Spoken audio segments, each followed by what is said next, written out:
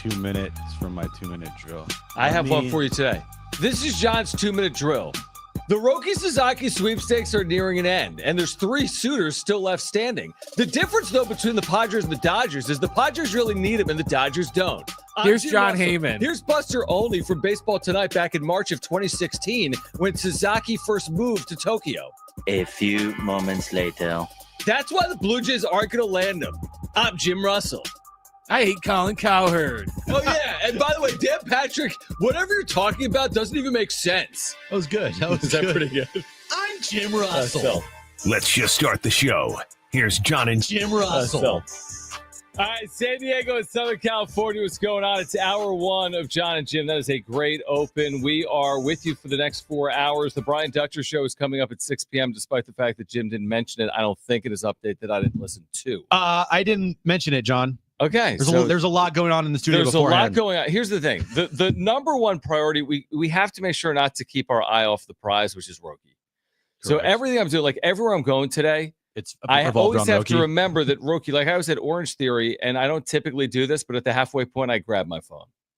Because what if Roki had signed? I don't want to be 30 minutes behind on Roki news. And you know what's going to happen. Whenever this happens, it's going to be the most inopportune time. Is it right now? It's not right now. That would be the most opportune time, dude. But I do have okay. I do have legitimate breaking news that just dropped, like right when the show started. I'm ready. All right, don't look at your Twitter. I am not. It's not like earth-shattering news, but it's significant.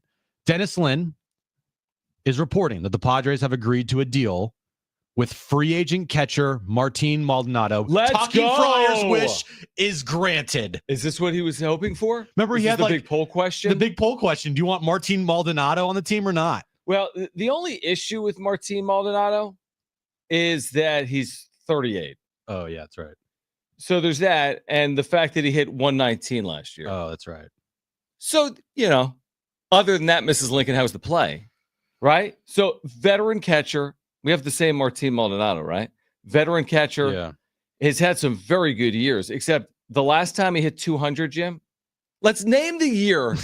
Name the last year. This is crazy. The last time Martin Maldonado hit 200 in a full season was 2019.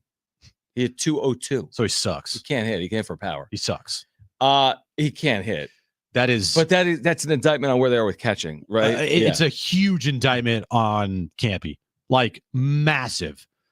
You were given the reins last year to start, and then Higgy, to his credit, took over the starting catching position because not only did he play really good defense behind the plate and was really good behind the dish with all the pitchers, dude could hit, and he hit for power. Campy, I tend to think you might just want to like kind of offload on Campy here. The experiment's over with. Are you really going to go into the season here not having faith that Campy's going to be your guy, and you have to sign a 38-year-old catcher that can't hit past 200? It's a minor league deal. Because of course it is, because this guy cannot hit. He had a minus 1.3 WAR. He is 38 and has not hit for forever. Now, he can run into a ball. He can hit for power. He always has. He's hit over 100 career home runs. He can run into a ball. I would not be surprised at all if he made 60 starts for the Padres. But if your platoon is 38-year-old Martin Maldonado and your quote-unquote young catcher that's never done anything, that's a bad combination. Like, I'm sorry. That's not a good combination. Is Maldonado a good defensive catcher? Yeah, I think historically he has been, but that's not a great combination. They had a good combination last year. They let that walk. So, all right, let me get this straight, because Dennis did not clarify if it was a major league or minor league deal.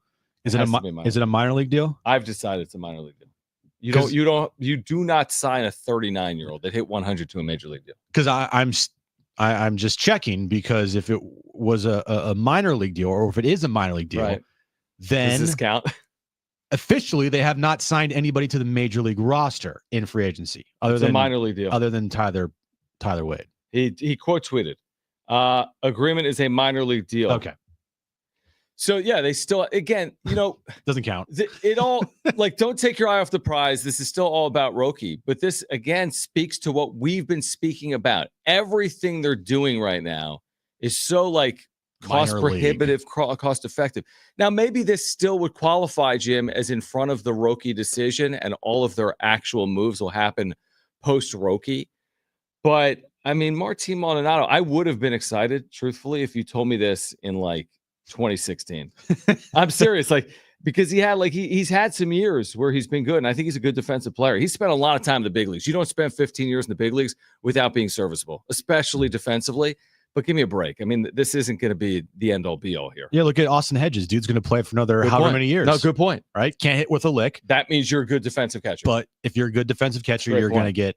get 100%. opportunities. Absolutely. No, he's had a good career. Yeah, it's fine as a defensive catcher. Yeah, and they need a good defensive catcher, but a 38-year-old defensive catcher, like you've downgraded. You've not gotten somebody equal or better than Higgy from last year. That's right. And you've downgraded the position. I don't know if they're going to make any more moves or trades or whatever it is to upgrade the catching position. Right. But right now, it's worse off than it was last year, even with the signing of Martin Maldonado. Do you think Roki was like, get me a veteran defensive catcher that's like 38? He's like, I like this guy I'm throwing to. Hey, Maldonado. Yeah. Well, that was Salas. I know that like was Salas. 16. Yeah. He's like, can we have him be up there? If Salas were to appear in the big leagues this year, which, by the way, some people believe is possible, you and I have pushed back on. If their top prospect, Ethan Salas, appears in the major leagues this year, he'd be half the age of Martin Maldonado. Half the age. So, again, this to me, I never have used this term ever. It's a nothing burger. Now, I think he can have a month. I said that. I think he can have a month where he hits 8 home runs. Like, that's who this guy has been before, because he can run into a ball. But I'm not going to count on that. And I don't think it's a good sign if he's starting a lot of games. Do you know what his on-base plus slugging last year was, Jim, in 147 plate appearances? This will blow your mind. His on-base plus slugging. The OPS number, which automatically, like, what's awful in the big league? 6 something is awful? I'm going to say 420. 403 in 147. It's not like it was 7 at bats. 147 plate appearances for the worst team in baseball, White Sox. He hit 119 with a 230 slug. So I'm putting no stock in this as having any value other than, okay, you can call a game with a good pitching staff. Unless this team just all of a sudden in the next couple of weeks decides that they're going to spend some money in free agency and they bring back Jerks and Profar, they make a trade for somebody, they'll go into the season with a very legitimate top 4 of their lineup. And they will have gigantic holes towards the bottom. Gigantic. Right. Kyle Glazer was on yesterday, and it's the position that we haven't really talked about, but the shortstop position is a question mark because you're flip-flopping Xander from second to short. And if he's going back to second, who's your shortstop? If it's not going to be Xander, then who is it going to be? Ha-Seong Kim is not. He's a free agent. And if you decide to make Xander your shortstop, then what the hell was the point of bringing him to second base? And then you got the Cronenworth issue, and then Luis Arise, where he's going to play, and you have no backup to him, and Arise defensively is not good. So, the top 4 of their lineup with Luis Arise and Toddy and Jackson Merrill and Manny Machado, that's good. Everything else, massive holes. This has been a knock on Preller teams prior to 24, that they're not complete. They're star laden or they're top heavy. You've heard Dennis Lynn say it right here on San Diego Sports 760. They at times have had top heavy rosters. And I think I would say that to start 2025. It feels that way. Here's the other story that I was tracking today. And I think Maldonado, okay, on the edges. Yeah. Will he play in the big leagues for the Padres this year? Yeah, probably. I think he will. So hopefully he puts together a productive year and he's a good defensive catcher like he's been. The other story that I followed, and you sent me this tweet, and the second I saw it, I immediately knew that this has to be a smaller international signing. They signed a Mexican player today from the Diablos in the Mexican League. Mm-hmm. You have to remember this, and I haven't seen the terms on this, Jim, but any signing bonus for a player, have you seen this? That's $10,000 or less. It does not go towards the international signing count against the cap. So you can sign as many players as you want at $10,000 or less. So I don't know what the signing was for this player out of the Mexican League. I don't know either. But I saw someone reporting the same thing. It was quote tweet saying, remember, if this is a $10,000 signing, they'll make those. All teams will make those. This actually isn't a deterrent in their effort potentially to sign Roki. So just, again, if they make a $1 million signing, I think they're out on Roki. I really do. But until that happens, I still think it's very much in play. And the reporting last night was the Padres are actively trying to acquire more money. Yes. That was after our show. Yes, of course. Yep. From Mark Feinsand. Yep. Dodgers and Padres both trying to acquire more international pool money.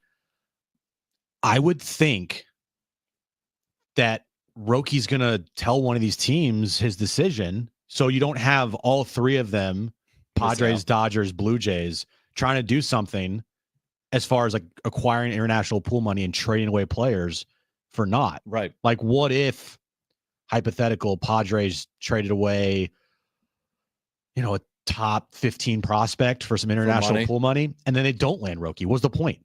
Yeah. That's kind of like diabolical.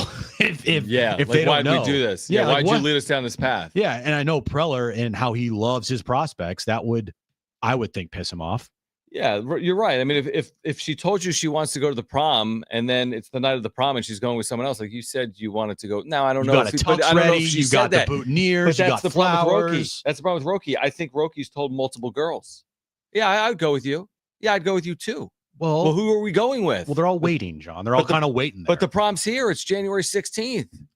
Well, it's actually not until next week. But you get the point. But in the analogy, it's here. Yeah. He has 1 week, and I know that he knows where he's going. I know that he knows where he's going. We just don't know where he's going. We just don't know. Exactly. Yeah. So that's the issue. You were ready, huh? You were like, it just happened, huh? What?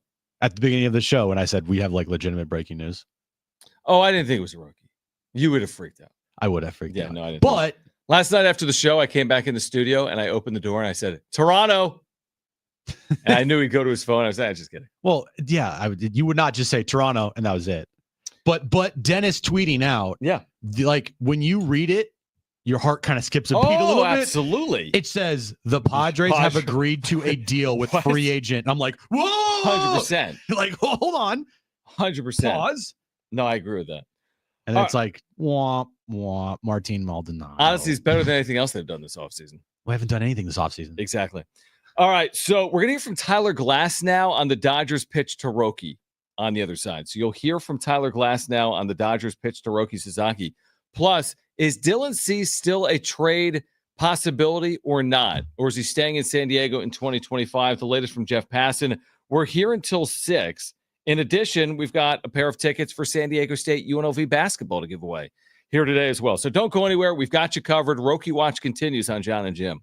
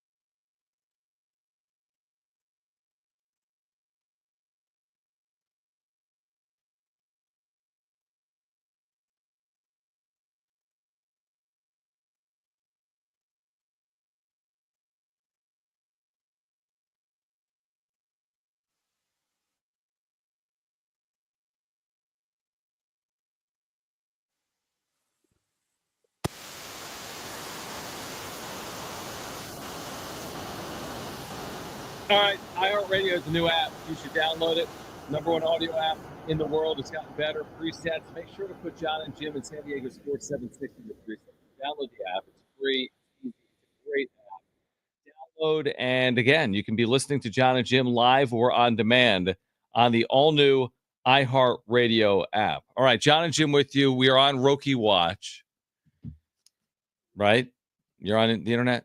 We'll know. Like, can you imagine we do a full 10-minute segment and we don't know? We'll know. I mean, it's possible. We'll know. Keep it here. We'll know. Me and you yell have at to us. look at social media to find out if someone will put someone in the will chat. put in the chat. But the too, problem yeah. is with the chat, like, yo, Roku to the Blue Jays, like I did to you, just to annoy us. True. You know, True. that's the problem with people. Where was Tyler Glass now when he said this? He was on our favorite podcast, Foul Territory podcast, John. Dude, Foul Territory, man, they are doing work. Well, they have become like the de facto off-season and in-season like baseball show. Other than ours, yes. For all of like baseball, nationally. Yeah. Because they do a really good job on YouTube. A really good job. Surprised they have them put that thing on MLB Network, but it also is nice because you can have people just like talk normal, you know? Yeah. Like you don't have to worry about FCC regulations, and you can just have people talk normal. Gotcha. Like Tyler Glass now, which is talking normal, dropped a couple cuss words, and like you're fine with it. It's okay. So the way they do it on YouTube, I think is really good. Okay, that's great. Well, then, you know what? Why don't you subscribe to Foul Territory on YouTube? I thought you were going to say go work for them. And I said, yeah, okay. why don't you go work for them? All right. Why don't you go be Ken Rosenthal, put a bow tie on, work the third base dugout, and yell at Manny Machado? All right. I'll put a bow tie on and I'll shrink 7, 8, 9, 10 inches. Yeah, at least. Yeah. It's like Honey, I Shrunk the Ken Rosenthal. Right. Okay, let's hear from Tyler Glass now on Foul Territory about the Dodgers pitch to Roki. Did you go to the Roki Sasaki meeting? If not, were you like, oh, I wish I was there? Because I feel like you would have been a great ambassador if you weren't invited. I was not there. I don't know if I was even. I don't even know where I was. When was this meeting? Give me the details. Tuesday. It was like 2 days ago. Oh well, no, I wasn't there. I'm in Tampa too, so it's kind of a far flight. I would have gone, but I think they're probably covered. I talked to him on the phone. We have the same agent. I was asking him like, just shoot, kind of being like, you should come to the Dodgers and all that stuff. But he's relatively quiet, and it was like a pretty quick phone call, so I wasn't expecting to get too much out of it. But Whoa. Hold on. Wait, he speaks English. Yeah, right. But like, I was like an in-passing phone call. I called my agent. My agent's like, "Oh, I'm with Roki." I was like, "Oh, I'll say what's up. Hello, hi, goodbye." Kind of like a very quick. You're like, "Hello, goodbye type of come thing. play for the Dodgers. We can win another ring. Thank you. Okay, exactly. See you later. Yeah, you in Glendale. It's kind of, yeah. I'll see you out there, hopefully. Any insight from I don't know the agency? No. What are we thinking here, no. dude? We're days away from a decision. I mean, it has to happen by the 23rd. We're at the 16th, so we're within a week. Oh, what do you think? What's your prediction here? I don't know. You got Darvish on in San Diego, and I know they're pretty close. Yep. I know like a lot of people look up to Darvish. I heard he likes the Blue Jays a lot, and then I heard he likes the Dodgers. So I feel like everything in between that, like all the hearsay stuff, is like, I don't know. I just have heard those three teams, and I guess it's just kind of up for him to decide. Like I think too, I mentioned too, I sent him like a thing and was like, if you want to, I haven't played for the other two organizations, but if like one of your main goals is to become the best pitcher you can possibly be, like, like development wise and everything, scouting report wise to like all that stuff, I was like, this is the place for you. If I think too early on, he still has like, he has to come up with the minimum ARB free agency type thing. Like if your motivation is whether it's like money or winning or whatever, I think this is the best place to grow as a baseball player type of thing. That was my message. Yeah, of course. I mean, yeah. Oh, you're like, hold on. Yeah. World Series ring. Yeah, hold on. Oh, we win every year. Oh, yeah. And we have the best player in the world on our team.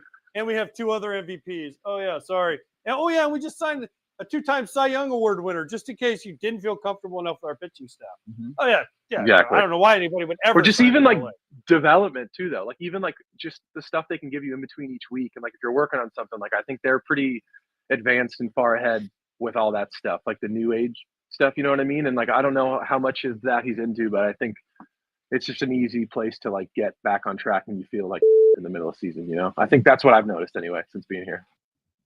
Okay. Okay. I love how it's like what I heard is like it's like the Dodgers, Padres, or Blue Jays. Yeah, we all heard the same thing, dude. Like what?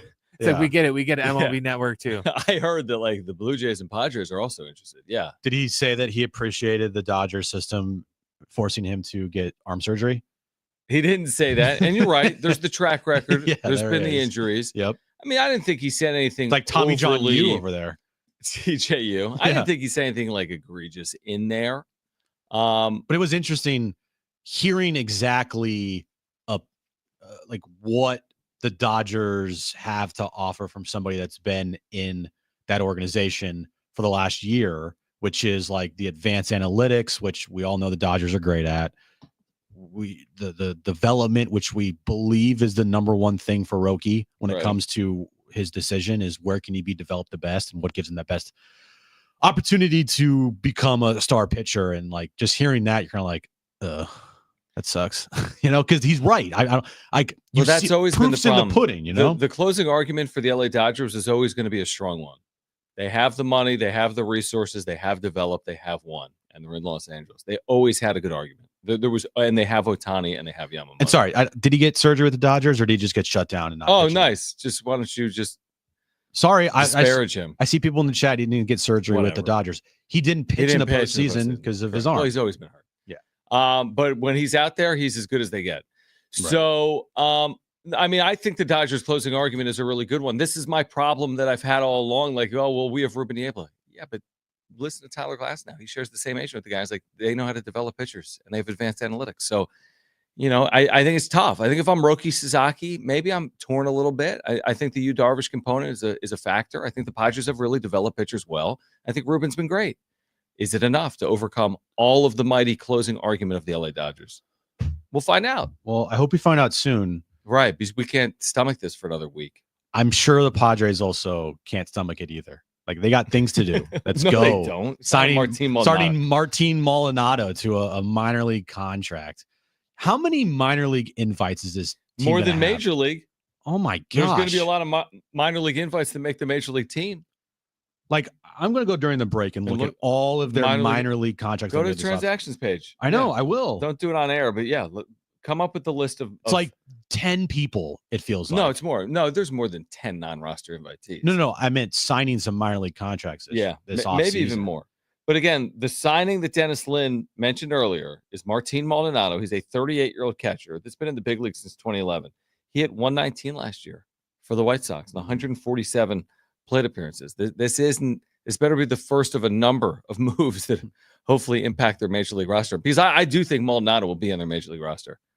Like he is Higgy. Yeah. Oh, yep. He is the guy that they put on just for like a safety net because they don't trust Campy. Right. And it's like, hey guys, maybe the experiment's like kind of done with. He's not a guy that is going to hit. He's not going to stay healthy, and he's not good defensively. So maybe move on. But you know what he is?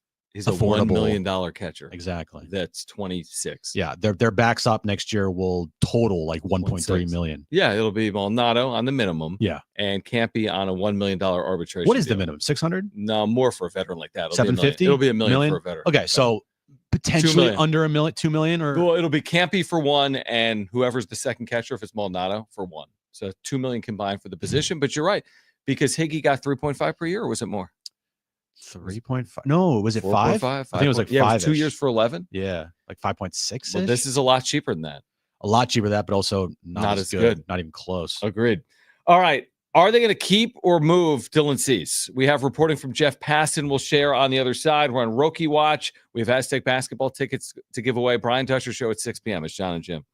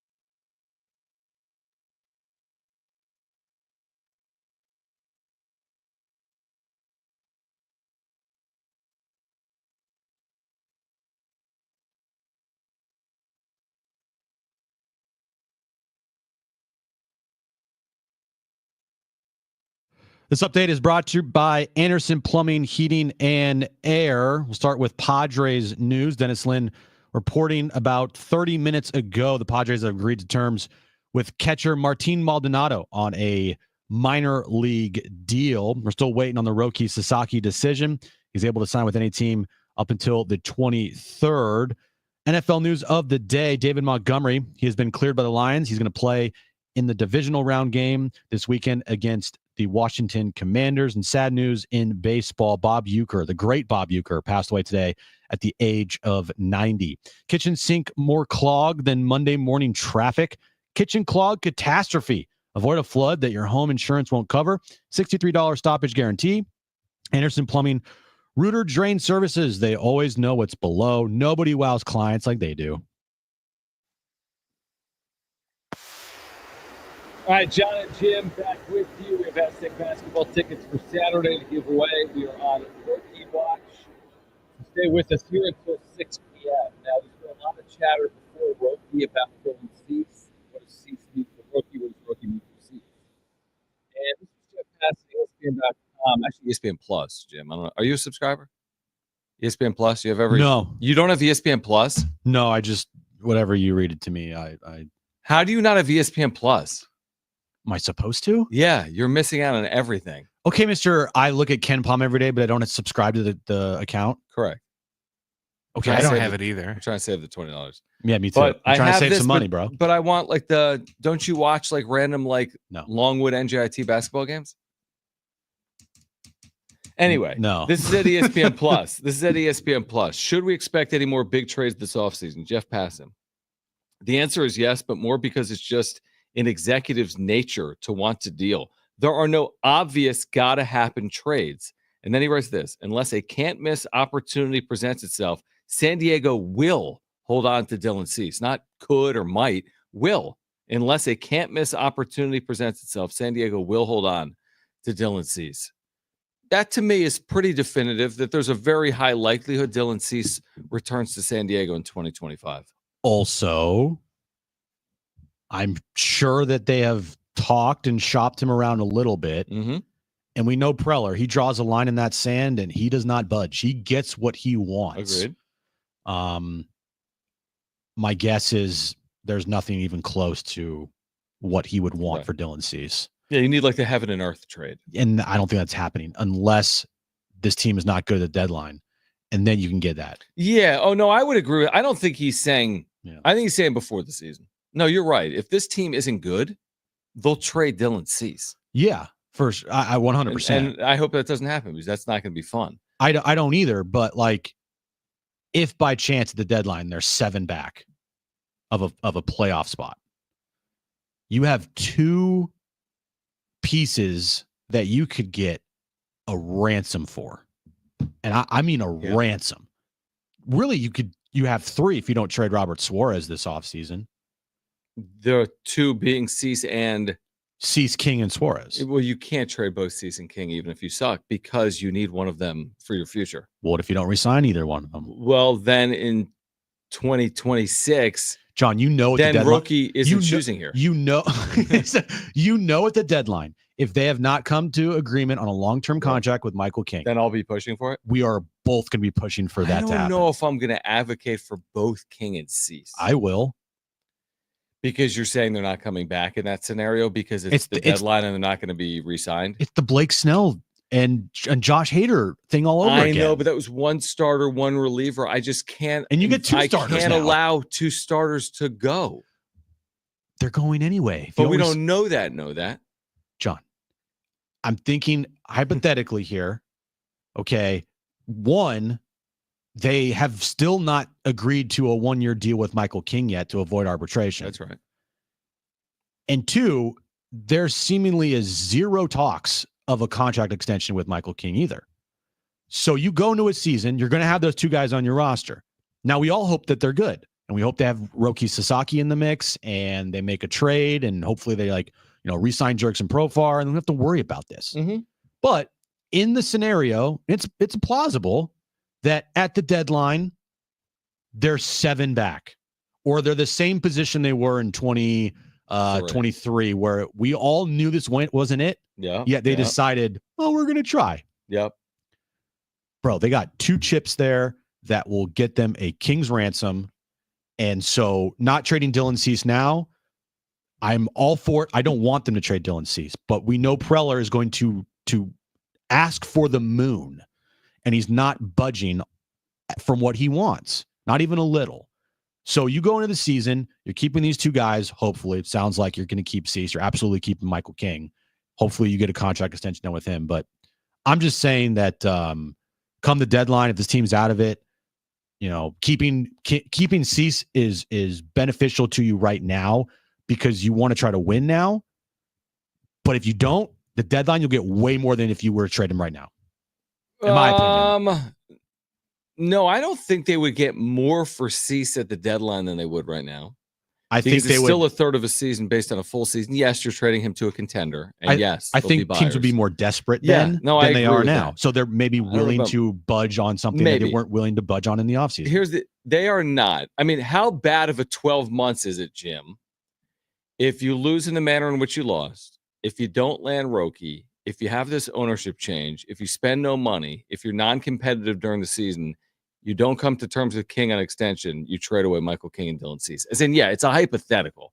That to me but you're also should not be happening. No, it shouldn't be, but you can't tell me that there isn't a possibility of it Well, happening. possibility. I mean, things are possible. And things happen. You can't also tell me that the possibility is very slim. Because I think it's very slim. We know this franchise and we know the history of it. And having back-to-back years of postseason appearances being good is not but there's really a in the difference cards. between back-to-back postseason appearances and being out of it July 31st. They have done that many times before. They have, even in 2023. And I was Mr. Trade Blake Snell 2023 guy. He won the Cy Young. Mm-hmm. Even then, they weren't fully dead and buried. I'm just looking at this, and it makes sense to keep Cease now for the eventual potentially of at the deadline, they're not good, and you could get a haul for him at the deadline. Yeah, you could get a good amount back. Because desperation creates, panic, and then maybe you get that prospect that you wouldn't have gotten in the offseason. So I think it could potentially be, listen to me, a win-win where you have to keep Dylan Cease, or you want to keep Dylan Cease, and you win, and the team is good, and that's great. You have Dylan Cease on the roster. But if you're not good, yeah, it sucks. But you also have that trade chip at the deadline that you wouldn't have had if you traded him in the offseason. Yeah, and I guess in that hypothetical, if we're going to play the hypothetical, your 2026 rotation is Joe Musgrove off Tommy John, 40-year-old Yu Darvish. Close to 40-year-old Yu Darvish, yeah. A year from now. Yeah, he'll be 40 during the season, a year from now. And then whom? I mean, I guess some of these young prospects, who even know? I don't know. I mean, you think it's uphill now. It would be really uphill then. Yeah, are you saving a little bit money on King and Cease and then maybe reinvesting it? It's just if you think there are questions right now heading into 2025, then I can't even imagine what the questions would be heading into 2026 with no Roki, no Cease, no King. Ugh. That is an uphill putt. Like, I think it's an uphill putt right now. I think it's a really uphill putt. I still would be surprised if either Michael King or Dylan Cease, one of them wasn't extended. I think it would be King. I personally, maybe I'm naive to say that with the side of the pros running it. I just don't think you can walk away from Michael King. I just was, thinking out loud today. Like, I saw Kyle Tucker with the Cubs. They agreed to a deal, a 1-year deal, I think around $17 million. And it kind of like, oh yeah, by the way, Michael King still has not agreed to a deal yet. Like, is he going to go to arbitration? Are we really going to go down that path? Do we even know when the arbitration cases and hearings are going to be? We do. Do you know that? No, it's soon. Okay. Yeah, before spring training. So, well, yeah. But I mean, that's very soon. They report February 12th. First week of February? Yeah, it's the first week of February. Okay. Yeah, so it's very soon. You got some time. Yeah, I mean, and they still, one of the things that was hypothesized, because we're Mr. Hypothesis today, is that this could lead to an extension. Just because they didn't come to terms on the 1-year deal doesn't mean they can't come to terms on a 3-year deal. Like, hey, let's push, this off, but let's really work hard on getting the extension done. Exactly. But it's being reported that they're not even That they weren't close. talking. They're Yeah, not even okay. talking. Yeah, no, I don't think it's encouraging that this is the player that they may go to arbitration with. The one guy that I think is realistic to stay here long term, why are you going to arbitration with him? I don't think Cease is realistic long term because he's going to make more money than Michael King. But I always thought Michael King was at least realistic to have extension talks with him, maybe keep him, right? It didn't seem that crazy. Pay him for what he's worth. He's worth a good amount. He's a young pitcher. It really does feel like they're at a crossroads right now, and the two paths are one, it's like apocalyptic doomsday, DEFCON 1, right, and the other, well, it might not be like the smoothest of paths. It's still something I think that you can get behind and you can understand with also still enough to compete. Right. So I'm very curious which path they're going to take, because down the middle, I don't know if there's a down the middle path, right? Like the doomsday. Yeah, that's a good point. Doomsday is you lose out on Roki, you go to arbitration with King, you don't resign Profar, you go into the season with a bunch of non-roster invites, minor league guys filling up these big holes. You go into the season, you're not good because the gigantic holes in the roster are weighing you down. You get to the deadline, you have to make a decision if you're going to trade Cease and King or one or both. And that's where I'm like, okay, if that happens, dude, that would not be good. Well, here's what I want to do on the other side. So we just talked about Dylan Cease, but what about the latest on Jurickson Profar? There's more from ESPN Plus today from Alden Gonzalez. Where will Profar land? Alden Gonzalez has chimed in. We'll share that with you on the other side. We're here until 6 p.m. Don't go anywhere. Roki Watch continues. It's Jon and Jim.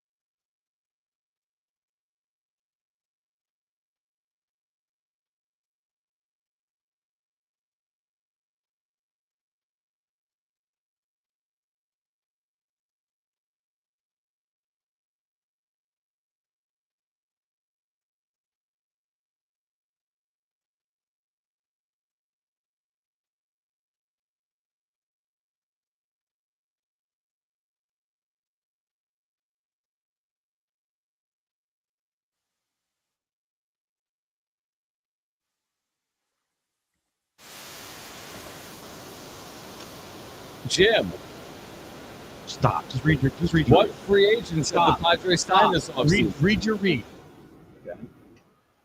Hit us up with the talkback mic. Just open the free iHeartRadio app. Listen to San Diego Sports 760. Tap that little microphone icon next to the play button to leave a 30-second talkback. Jim, he said at the break, he said, ask me about the minor league free agents. Tell me about the minor league free agents Padres signed.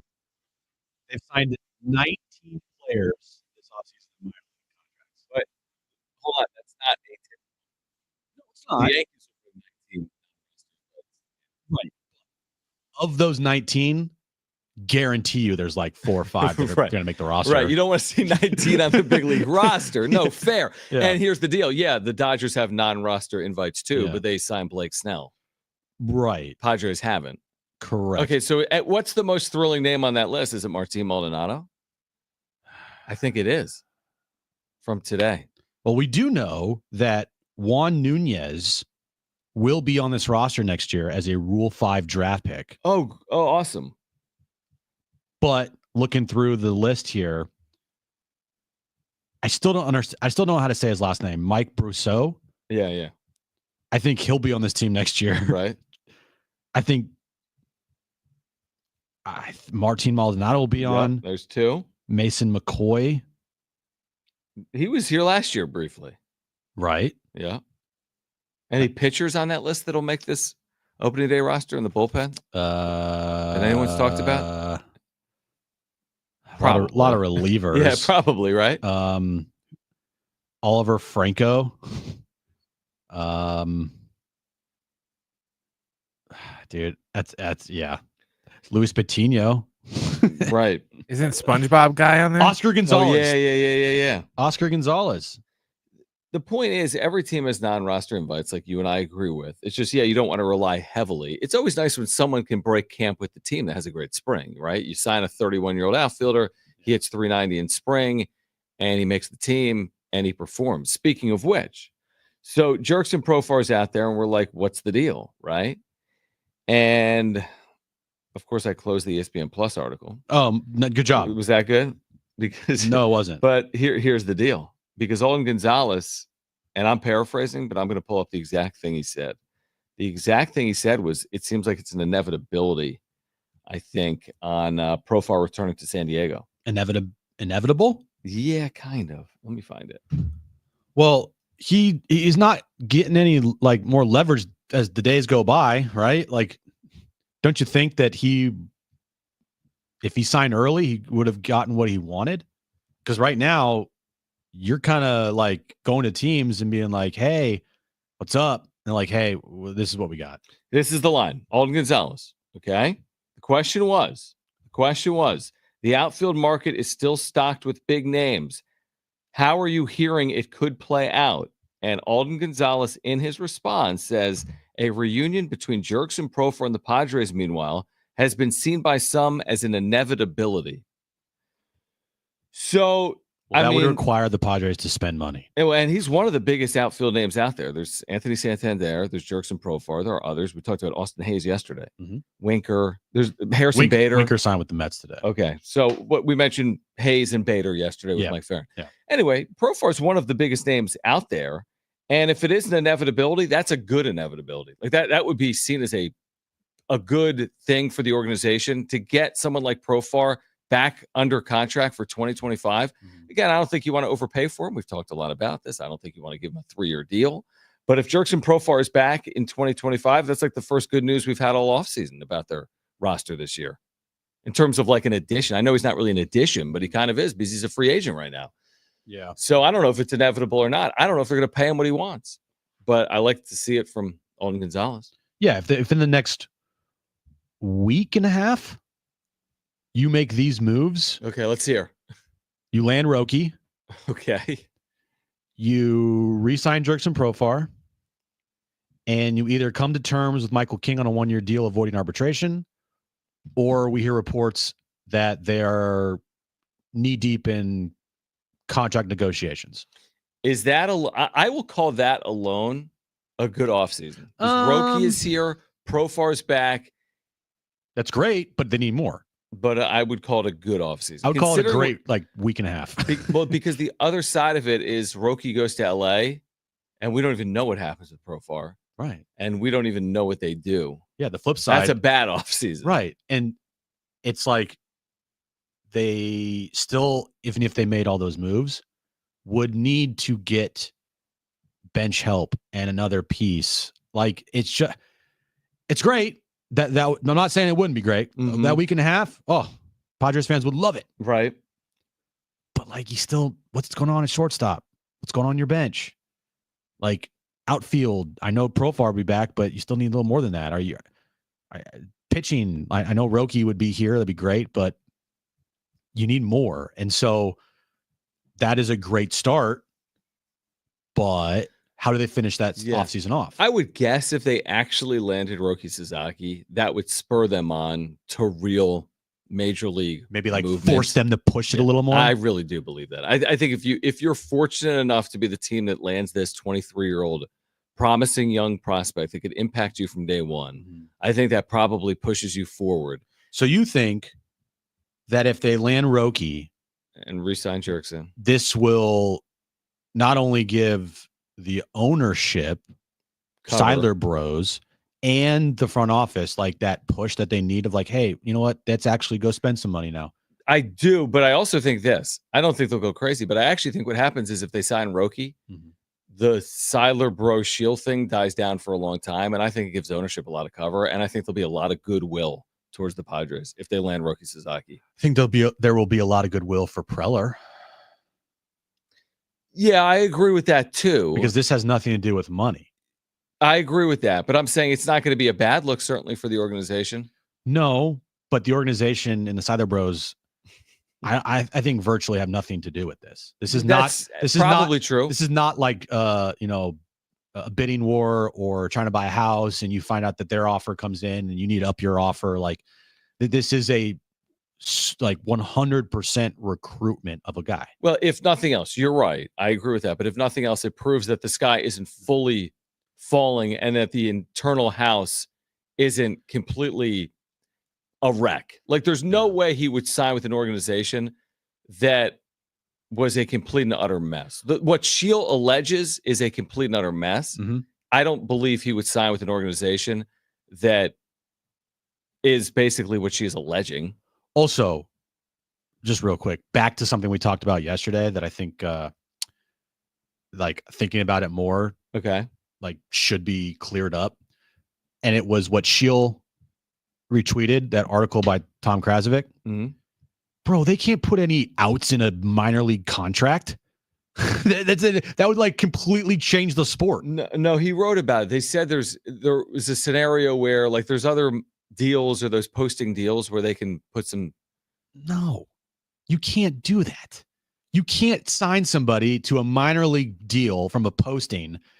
No, it's not a minor league deal or whatever it is, and be like, oh, here's an out. Right, and then you're a free agent. That makes no sense when thinking about it more. It's not going to happen. There's no way he's going to sign here, and there's going to be this. He's going to either sign here or he won't, and it'll probably be the same terms as the other team. He signs here. He's here for 6 years. There's no outs because that would be true changing the sport. Well, so would a $680 million deferral. Well, should that be allowed? Well, it's in the rules. Is it though? $680 million deferral. Technically, it is, and the Dodgers did it, and they used it to their advantage. No, give me a break. No, it is. You can't. I'm just saying you shouldn't be able to defer the entirety of a contract. I'm just saying for a minor league contract or or international signing, where you would then have a guy under control for 6 years minimum, right? To put in there, you're a free agent after 1 year. You could be a free agent if X happens. That doesn't make any sense. That would be ridiculous. I can't. Not according to Tom Krasovic. You can only do that if you're a free agent. Well, okay, Tom. I don't know.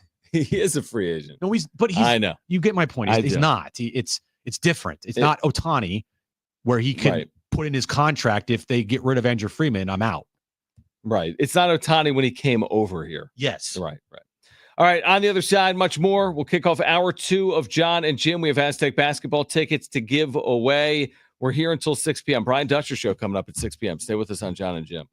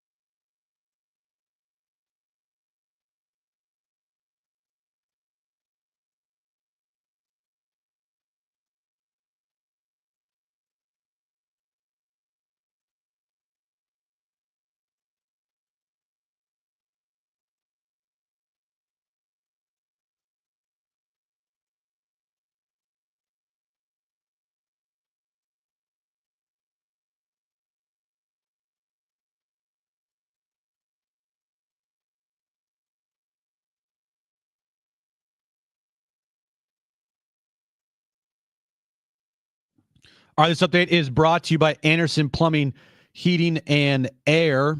Dennis Lynn reported about an hour ago the Padres have agreed to terms on a minor league deal with catcher Martin Maldonado. Other news in baseball today, sad news, is the great Bob Uecker passed away today at the age of 90. NFL news of the day, David Montgomery. He's been cleared by the Lions. He's going to play in their divisional game this weekend against the Washington Commanders. And the Brian Dutcher Coaches Show is tonight at 6 p.m. right here on San Diego Sports 760. Kitchen sink more clogged than Monday morning traffic. Kitchen clog catastrophe. Avoid a flood that your home insurance won't cover. $63 stoppage guarantee. Anderson Plumbing, Rooter Drain Services. They always know what's below. Nobody wows clients like they do.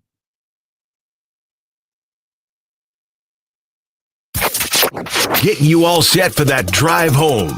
Oh, I was saying I missed that extra 2 minutes from my 2-minute drill. I have one for you today. This is John's 2-minute drill. The Roki Sasaki sweepstakes are nearing an end, and there's 3 suitors still left standing. The difference, though, between the Padres and the Dodgers is the Padres really need him and the Dodgers don't. Here's Jim John Russell. Heyman. Here's Buster Olney from Baseball Tonight back in March of 2016 when Sasaki first moved to Tokyo. A few moments later. That's why the Blue Jays aren't going to land him.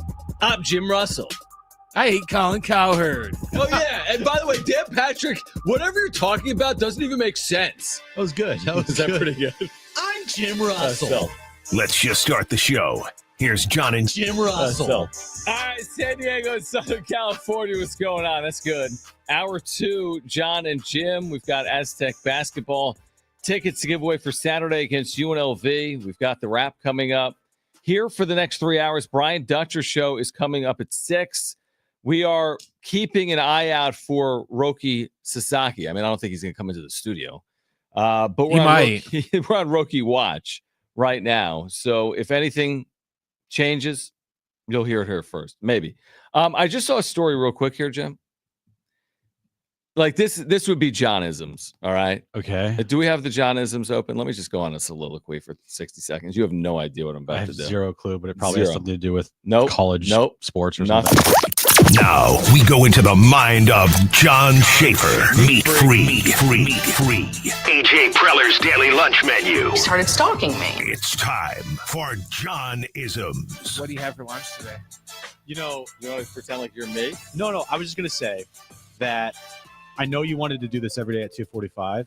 I do think it'd be better if it was just completely random. Yeah. And you just be like, all right, Brent, play the open. And it's like a completely random moment that you're like, I have something on my mind. I love that. There you go. Yeah, the 2:45, it's a little aggressive because we're so all in on where is Roki going to land? Yeah. I don't even know if I can It's like, oh, Johnism, here we go. Play the open. Well, here's the Johnism. It's a little bit off topic, but I don't know if you saw this earlier. Shams put out an article, I think very recently, about how LeBron's business manager, Maverick Carter, is advising on this new startup basketball league that's supposed to rival the NBA. And that you lost me right there. There's no rival to the NBA. There's no rival to the NFL. You're done. It's a $5 billion effort. They're trying to raise $5 billion to form an international basketball league that would rival the NBA. Stop. No, it's not going to happen. First of all, the NBA has its own issues right now. And there is no rival to the NBA. You're not going to get Berlin playing Tokyo and having the same. It's just not going to work. I mean, what is a rival to the NBA? You have to have NBA players. And LeBron James and Steph Curry aren't playing for the rival NBA league overseas. It's never happening. Not in my life. So you can raise all the money you want. The NBA is going to be the top league. The NFL is the top league. Major League Baseball is the top league. The NHL is the top league. Stop with the spring football. Stop with the rival leagues. Agreed? This is your rant. It's a waste of money. $5 billion to put together a league to rival the NBA. I don't stop. Actually, just fix your own house. The NBA has its own issues. You're not going to make the NBA better by adding a league in Berlin. Correct. Thank you. Did that feel good to get off your chest? Yeah, kind of. It says the NBA is not. I'll send that to Adam Silver immediately. It says the NBA hasn't faced a significant rival 5-on-5 league since the ABA in the 1970s. Yeah, and there's a reason for that. Exactly, Right. Because they have a monopoly. You're not going to the top player in the world is going to the NBA. That's why I like leagues such as the XFL. Thank you. The what was the league that Well, you were USFL, AAF. AAF? They just don't work because you can't compete with the big boys of the NFL, the NBA, Major League Baseball. In the 80s, there was USFL, Warren Moon, I think, played there initially. Yeah. Maybe Reggie White did. And for 3 years, it existed and it had a level of success and it got run over by the NFL. Zarati Kid on YouTube says, "Don't talk trash about Tokyo right now. Roki might hear this." Okay, true. And I'm persona non grata Right. in Japan because of my Otani takes. That's We a good love point. Roki and we love everything about Japan. We could get back to. I'm just saying, you know how there's just, for whatever reason, there's a lot of bad ideas when it comes to sports. How many times have we said this? But a lot of times, John, they don't come to fruition. But Maverick Carter and LeBron's business partners, and when $5 they- billion in private equity. And when they do happen, they usually quickly end. How about this? This group, which includes multiple private equity funds, is looking to form a league consisting of 6 men's teams and 6 women's teams playing games around the world. Like Okay. perfect. Like here's an example: the new TGL league or TGL. Yeah, that's cute. It's That's cute. It's cute.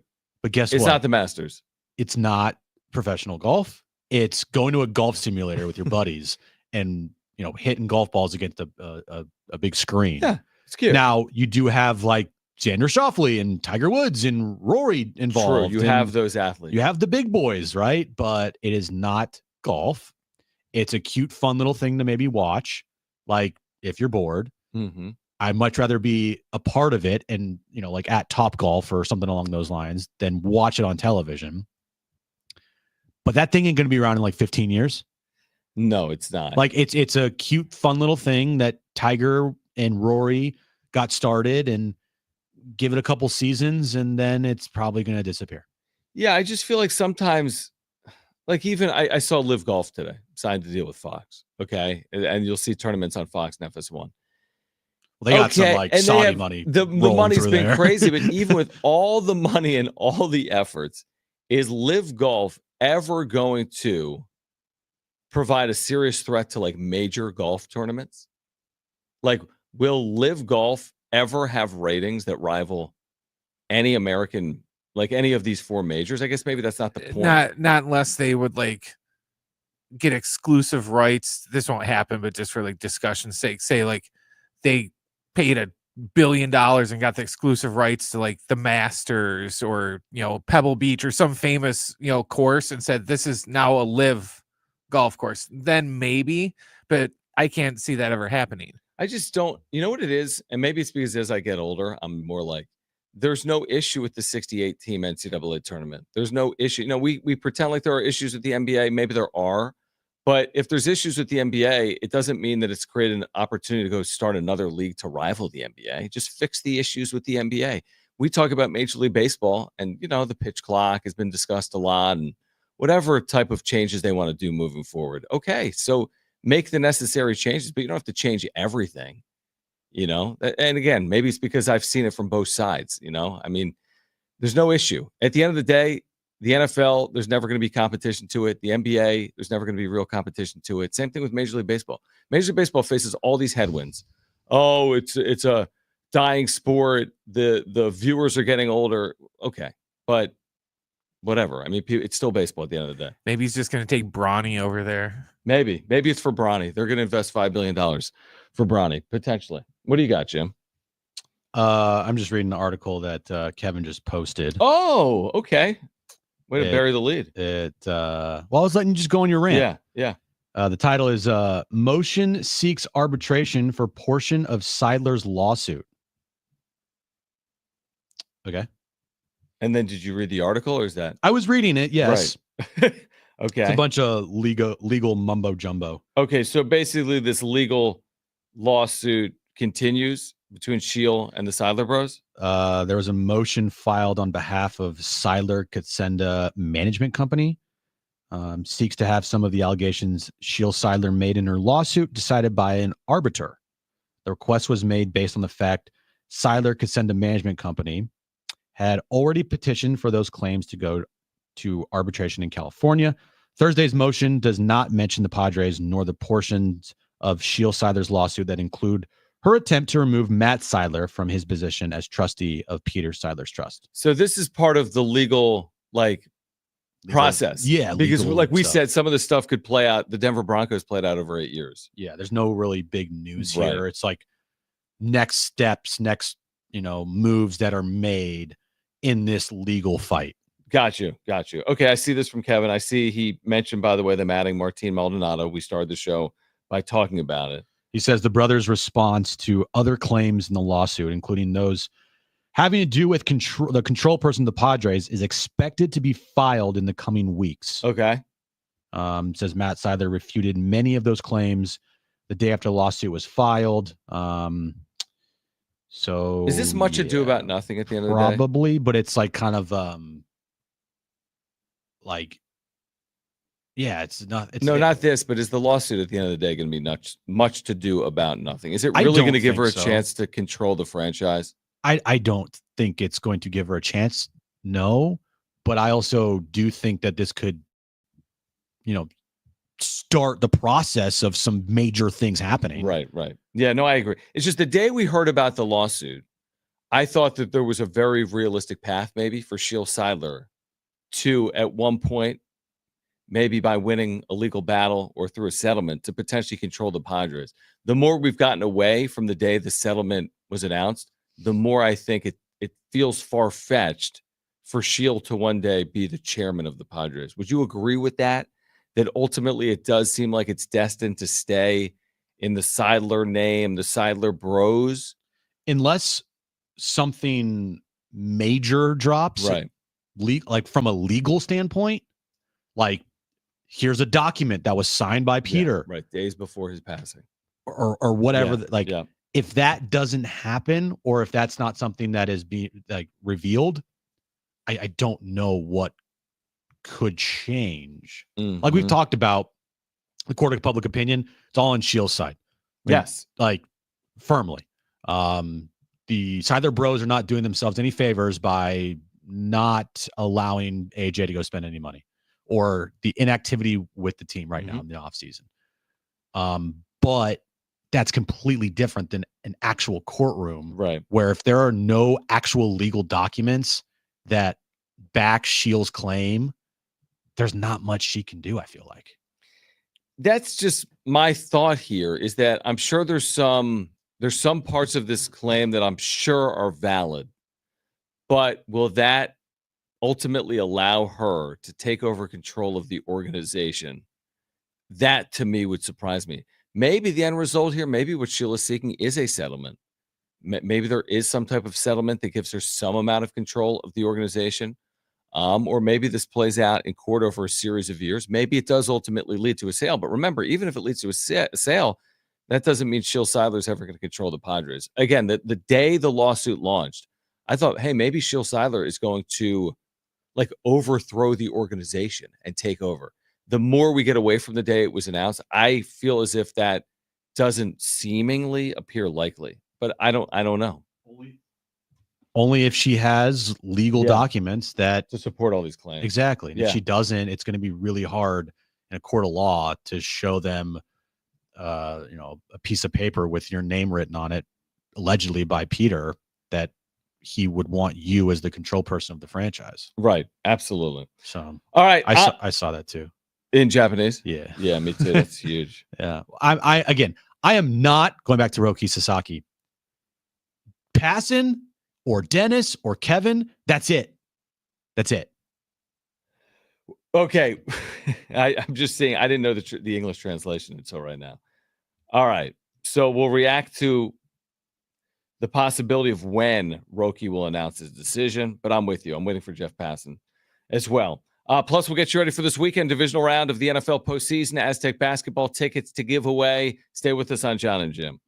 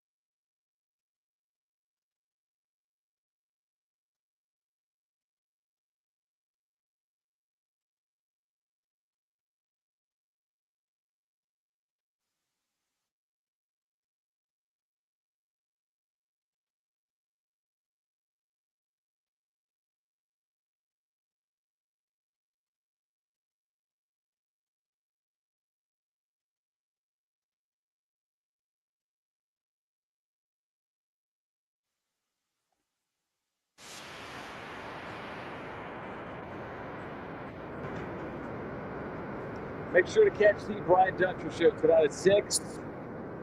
Much of the Aztec promotion. Saturday's game against UNLV. The Brian Dutcher Show tonight at 6. Over the Aztec. San Diego 760. You don't have to know. I talked. All right, let's react to this. There is a Japanese. Well, I know the paper I don't, because I don't know Japanese. I'm looking at the front page of the paper. It's all Japanese. And then Makes sense so far. someone tweeted all these Japanese characters. Now on the front page of the paper is Roki. Photo of Roki Sasaki Japanese word. You think we talk about all the time? Yeah. They talk about it all the time. So, and by the way, in the background of the picture is oh, nice. But too much words, thank you. Amazing follow from Padres fan. He's got the translation. And the translation is, it's been reported in today's Tokyo edition dated the 17th of January that Roki Sasaki, who is aiming to transfer to the major leagues via the postal system, will decide on his transfer destination on the 17th Japanese time. Well, that's right now, because it's 8:20 in the morning in Tokyo. So according to the paper, will announce its destination on the 17th in Japan. Right now, it's the 17th in Japan. It's drive time in Japan. All those sports talk radio stations are talking about this in Japan. And in San Diego. So now again, you said, and I agree, if it's not Passan, if it's not Rosenthal, if it's not Dennis, if it's not Kevin, what about this Japanese paper in Japanese? Yeah, I want to believe it. I want to believe that in the next 2.5 hours, that it's announced that Roki has picked somewhere, right? Like, be like, Right. You want to believe it happens now. either Dennis or Kevin or Passan, like just somebody, please, for the love of God, just report this. And by the way, Roki, bro, it's been come on, man, let's go. Pick up the pace here. But we still haven't seen the reports, like you said, Mark Feinstein, MLB.com. Hey, the Padres and Dodgers are actively trying to secure international money. They haven't. Is it because they're waiting on Roki to make his decision? Once he makes his decision, they'll acquire the money? Or do you think Roki has made his decision, but the team he's waiting for the teams to Acquire the money? Acquire the No, money. the second he makes his decision, they're moving heaven and earth to get the money. Okay. Right? Because you're not going to slow play that. If he's made his decision, the teams will get the money. That's what I think we're waiting on. It's your earlier point. Don't make the Blue Jays, Padres, and Dodgers all go get money if you're only going to end up with one of them. Tell the suitor, tell the winner, I'm going to you, and then allow that team to acquire extra money. Don't make the Padres add money if they're not going to land you. Don't make the Blue Jays add money if they're not going to land you. Yeah, that would not be cool, bro. Yeah, it's not cool. That would be very uncool. Yeah, so is that now possible? Because we're 2 days into the posting period. These teams haven't added money. The report is they will add money, but are they waiting for Roki to say, I choose you now over the next 48 or 72 I hours? choose you. I don't know what that means, but yeah. Oh my. I didn't play or watch or the video game. Remember when people were walking off cliffs playing that game? It was Pokemon Go. Yeah. Yeah. They were walking into traffic Yeah, to because collect little coins. they had to go. something. Yeah, you had to go see a Charizard in the middle of the street. Got to get it. Can you have a collection of, People are still walking into traffic. That's why we can't park next to General. intersections anymore. but like, do you have a collection? Of cards. Correct. I do. Do you want to bring it in? I Can we could- play? Is it like Magic No, the it's- Gathering? It's not. You don't play. You can, but you don't. It's more of a like collector. But you said that some of these cards are worth like $1 billion, I did not say $1 billion. $100,000. There are a lot of cards worth $100,000. Do you have any of those cards to potentially I wish I did. save us? I have one card that potentially could be worth like $500 to $1,000. Oh, great. No, I'm serious. Perfect. You want to split it? No, If you get 1,000, but the process is so long. I have to like send it off to PSA, and that takes forever to get it graded. Right. And then once I get it back, it's just like it's a super long process to get a card graded because everybody and their mother is sending off cards to PSA to get their cards graded. You have no idea what I'm talking about. No, it's like baseball cards. Yeah, if you have a Yes. grade of a 10 or a 9 Yeah. based on, and that's why you put them in these like hard And cases. that definitively tells you the value of that card. So if I had a card Mhm. that wasn't graded and I tried to sell it for like $1,000, I'm not buying that. No one's going to buy it. But if you have a card that's graded like a 9 or a 10, then you can say, all right, that's the value of the card and that's the right price. How do we get there? You said Because you Pikachu, said I choose you. you. Yeah, because you said Okay, yeah, like I choose you, and It's your fault, John. I thought of like Okay. Pokemon in that instance. But I think we have the right hypothesis. I think it is that once he tells the team adds the money. I don't think he's going to make the Blue Jays, Padres, and Dodgers all add money and pick one of those teams. That doesn't make any sense. Yeah. Why would the agent do that? Yeah, Lamb Donovan, thank you for the chat on our YouTube page. He said Dodger reporters said that they're getting more money from their international prospects. Yeah, it's been reported. Wait, Dodgers are said that they are getting more money for some of their international products? Okay, they're trading away prospects for money. They're trying to trade away. Yeah, it was reported last night. I know, yeah. So, but they haven't yet done it, right? No, it's not official. No, I haven't seen anything on the timeline of that right happening. Yeah, I haven't seen it either. I know it would be tweeted into our timeline, truthfully. Correct. You know? Or we would. No, I do agree with the reporting. I believe the reporting that the Dodgers and Padres actively want to add international money, but I think there's a caveat. The caveat is if Roki chooses them. Right. That's what I believe. But no, I think that's accurate reporting. I bet the Dodgers are absolutely willing to add money. And I think the Padres are absolutely willing to add money. They just need to know Roki's decision. And he's got 1 week to make it. He has to announce by next Thursday where he is heading. I think he knows his choice. I don't know what we're really waiting on, truthfully. You don't think he's going to wait till the last second, do you? Oh, can you imagine that? We're sitting here at 6 p.m. next Thursday. Dude. It's like, where are you going? What's going on, dude? Come on. I'm ruling out a couple of days. Are you really doing Inauguration Day, MLK Day, National Championship College Football? I don't know if he's a big Ohio State guy or not. But, like, that's a pretty, there's a lot going on Monday. And we heard the 20th. We did hear a few weeks ago he's not going to sign before the 20th. Now we have this Tokyo paper saying it's going to happen now. But if it's not going to happen before the 20th, I think you wait until after the 20th. I'm not doing the MLK Day, Inauguration Day college football title game. I don't think he cares about the college football title game. No, but he knows how big of announcement this will be for the baseball world. Right. Not like nationally, and it's locally massive, right? If you choose the Padres, but on like a national level, this ain't leading Sports Center. This is like between like a B block. Well, hold on. If this happens next Tuesday, the 21st of January, before the conference championship week, but days away. If this happens next Tuesday, you don't think this leads the 6 p.m. Sports Center? If it happened at noon Eastern and there's a 6 p.m. Eastern Sports Center, this doesn't lead Sports Center? It might for like 20 seconds. Yeah, they bring Passon in. They would announce it. Yeah, I agree. And then Passon would come on and talk for 2 minutes, and they would go right back to Mahomes. highlights of Let's get to Mahomes. The college football national championship, and then getting you ready for championship weekend in the NFL. I agree with that. I do.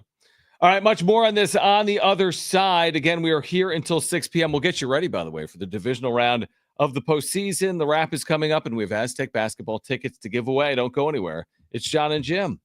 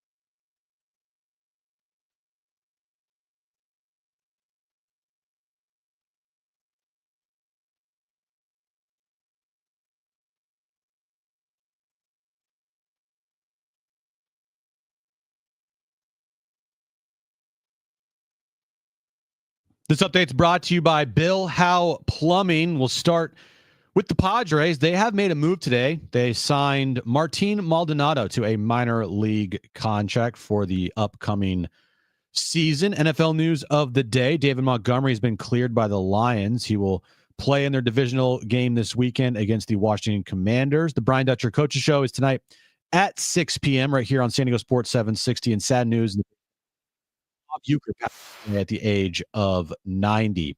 Traffic may be slow, but your drains don't have to be. The experts at Bill Howe have been helping San Diego with their plumbing needs for 45 years. Call 1-800-BILL-HOWE because we know how. License number 488413.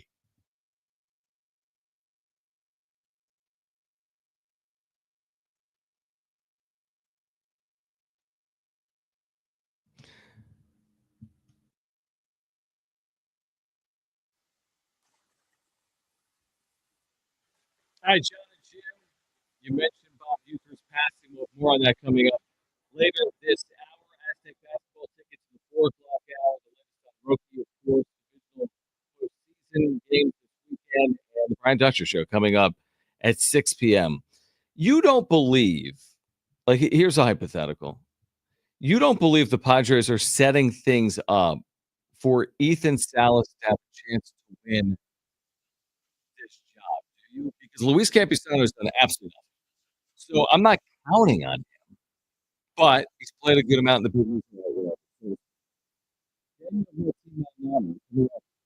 His career is 38. He's good defensively. Okay, not your primary catcher. He had 38, 100 last year. And then there's Ethan Salas, who isn't 19. He doesn't turn 19 until June 1st. He hasn't hit in the minor leagues. And again, Luis Campusano hasn't hit the majors. In the majors. Are they setting this up for Salas to have a chance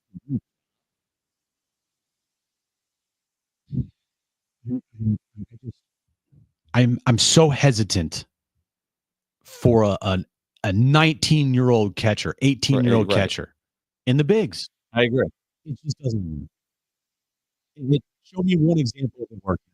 I don't show you failure after failure after failure. And there's probably honestly not many to go back and look at, like 18-year-olds that were called up, or 19-year-olds that were called up to be a catcher of a baseball team. The catching position, I feel like, takes longer to develop because of everything that catcher is responsible for. And the greats, right? Pudge, Johnny Bench, Buster Posey, Mike Piazza. Like, I guarantee you, look at all those players' baseball cards. They didn't pop, so they're like, yeah. Pudge is a 19-year-old with 264 in the league, which is incredible. But that was, 288 points.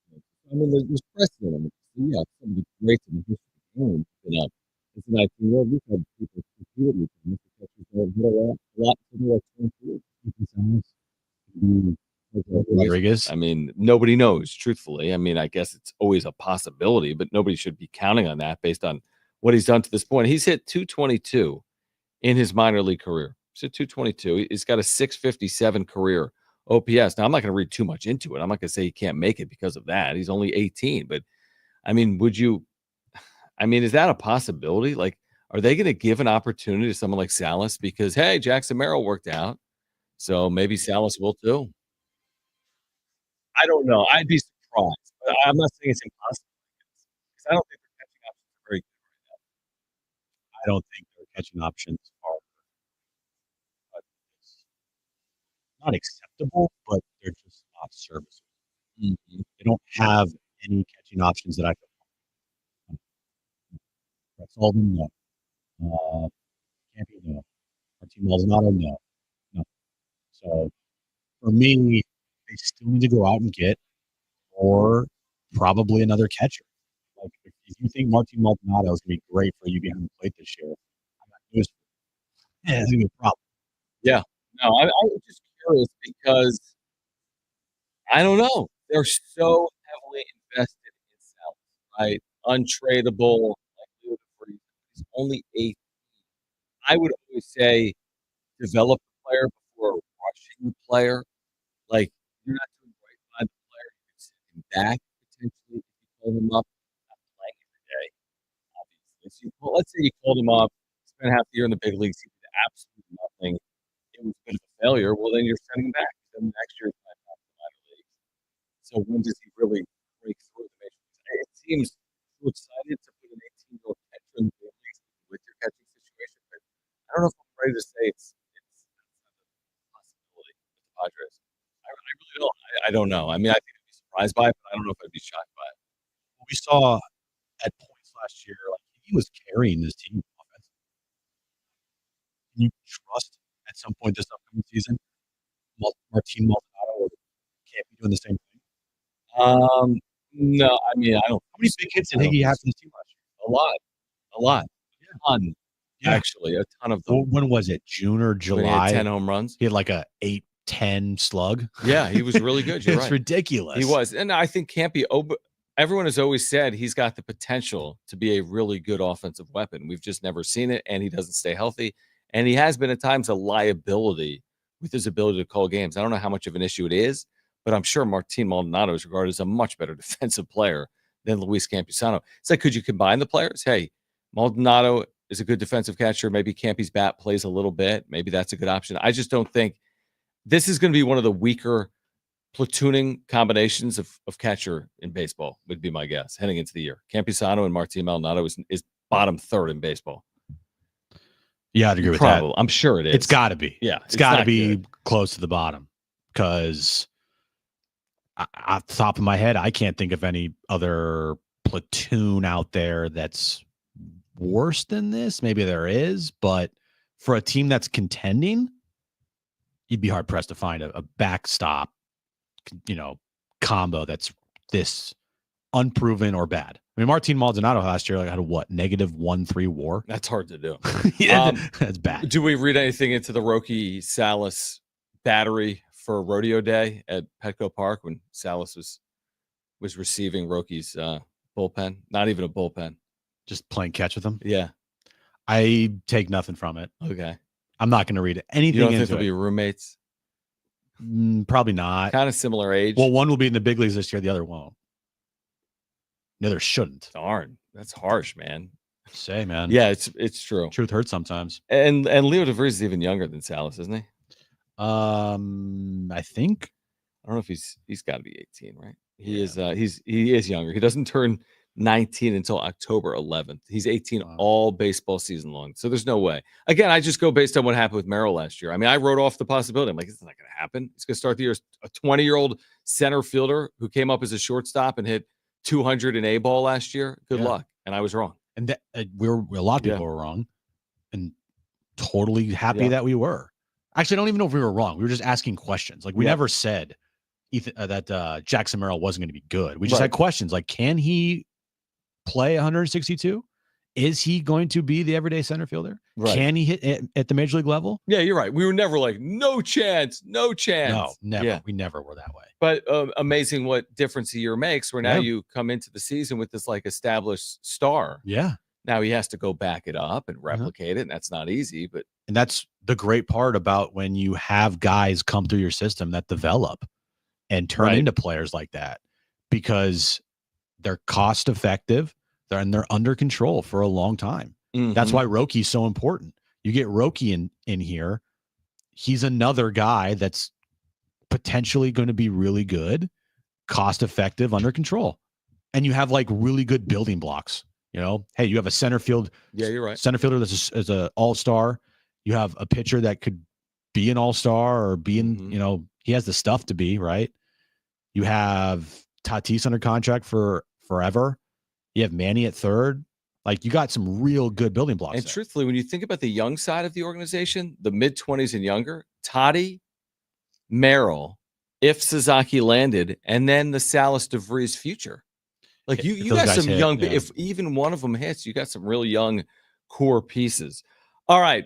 Bob Uecker, Jim's mentioned it in the updates, passing away at the age of 90, an absolute baseball icon. We'll react to the legacy of Bob Uecker on the other side. The wrap coming up at 4 p.m. We'll get into the divisional round of the NFL postseason. The Brian Dutcher Show is coming up at 6 p.m. Stay with us. It's Jon and Jim.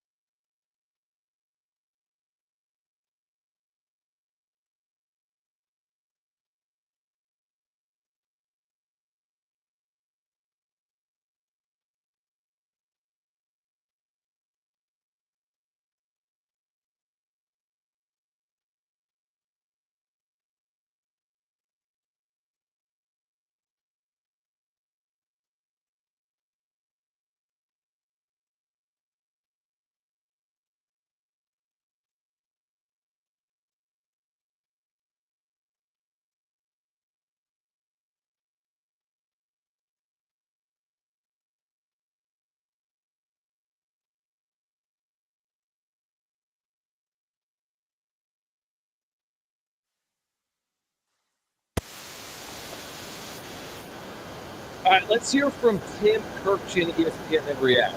The passing Bob Uecker, Mr. Baseball, in Wisconsin, in Milwaukee, played and then broadcasted for forever. And my buddy Josh Maurer worked with him for his last 3 or 4 years because Josh is one of the radio voices for the Milwaukee Brewers. Would you say he's obviously a legend in the sport, but he's most famously known for his role in Major League. Yes. Nationally. Well, yeah, nationally, that's the point. Yeah. Is he's most known for. Honestly, or his show, Mr. Belvedere. Some of it depends on your age. Yeah. For your age, yes, he will be Major League. He had a sitcom for But yeah, years. when I was a kid, he had a sitcom. He was in Miller Lite commercials, like Johnny Carson yeah, shows. he was like a big deal. Like when I think like, Bob Uecker, just a bit outside. No, definitely. Like I go straight definitely to Major League. I think about Mr. Belvedere. Isn't it Mr. Yeah, Belvedere? it's Mr. Belvedere. Yeah. I mean, because that show was on the air for Streaks years. on the China. Yeah. All right, so let's hear from Tim Kirkjian, who discussed Uecker's legacy at ESPN, and then we can react. Johnny Carson used to refer to Bob Uecker as Mr. Baseball, which he was in his own unique, delightful way. He was the most decorated 200 hitter of all time, perhaps the most famous backup catcher, a Hall of Fame broadcaster. The 0-1 pitch. Swings, and there it is! A base hit in the right center. He's done it. 3,000 for Robin. And the funniest player ever to play in the major leagues. When Carson asked for his career highlights, Uecker said, "I saw a fan fall out of the upper deck in Philadelphia, and I once got out of a rundown against the Mets." I remember Gene Mock doing things to me at Philadelphia. I'd be sitting there and he'd say, grab a bat and stop this rally. My kids used to do things to aggravate me too. I'd take them to a game and they'd want to come home with a different player. Uecker was a regular guest on Carson's Tonight Show. He did hilarious Miller Lite beer commercials. He was so funny, so natural. He had a regular part on the TV show, Mr. Belvedere. And of course, he played broadcaster Harry Doyle in the epic movie Major League. Of all the things that I've done, this has always been number one, baseball. The commercials, the films, the television series. I could never wait for everything to get over to get back to baseball. And just because he didn't hit 700 home runs and only hit 14 home runs, but he is truly a Hall of Famer.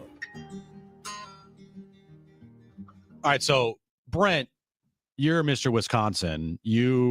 I worked for the Brewers affiliate in Madison for almost you have 9 years. More interactions with Bob Uecker than me or John. What is your when you think of Bob Uecker, the first thing you think of? Summers on the farm. I grew up on a farm, so when you'd be out doing chores and stuff like that, that was what we always had on.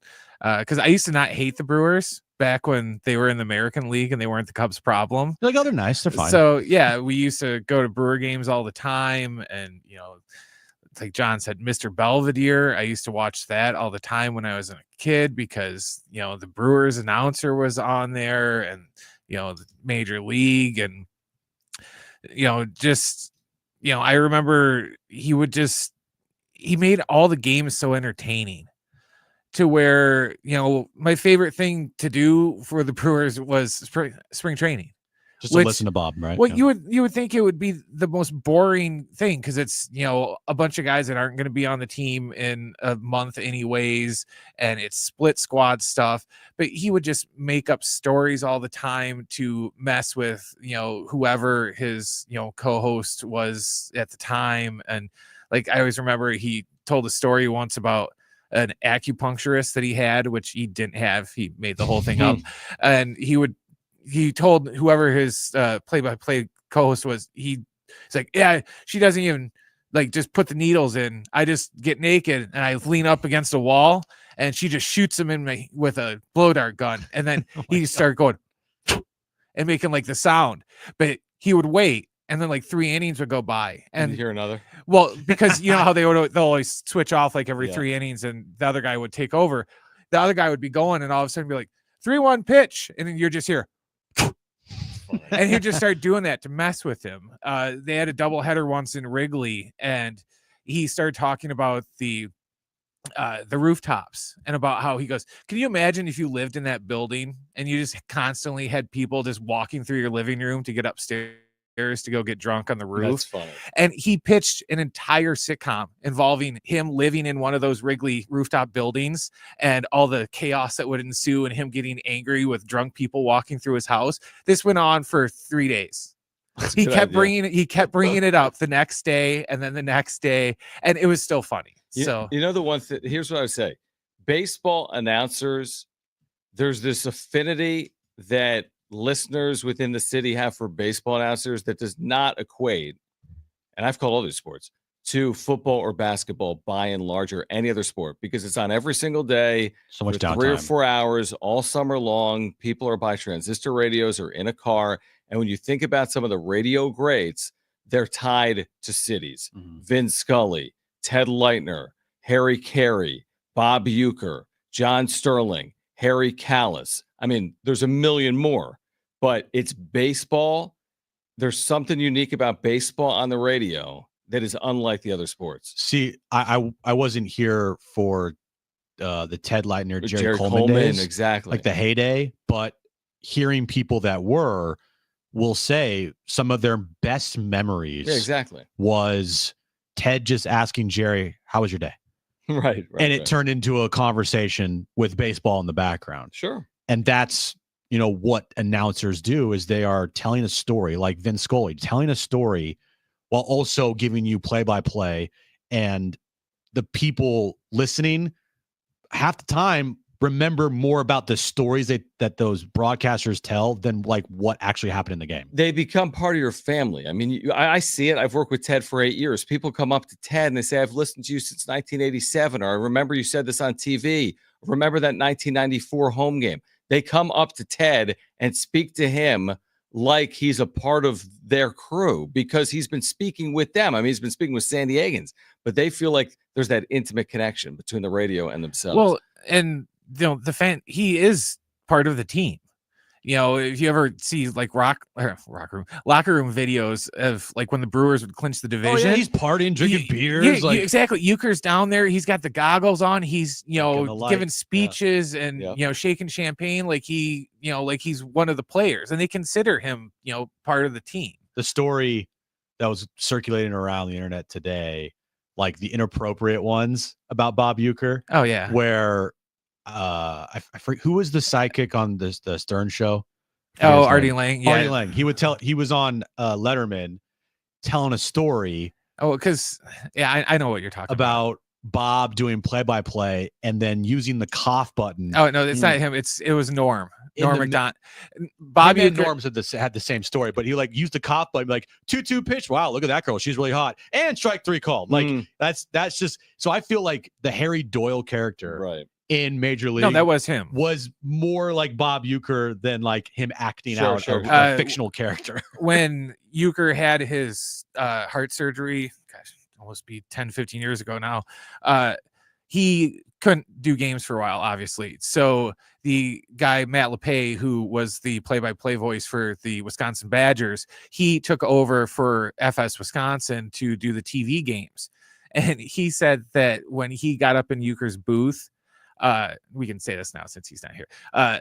He under his desk, Uecker had like a mini fridge, like you have at a hotel, but it looked like it was set up by like a kid in a frat house. Because when you open it, nothing but Miller Lights. Oh yeah, for sure. That was all that was in it. So whenever you would see him in the booth and he'd have his little red Solo cup and he'd make you think it was water, he was drinking Miller Lights the whole time that he had in his little mini fridge.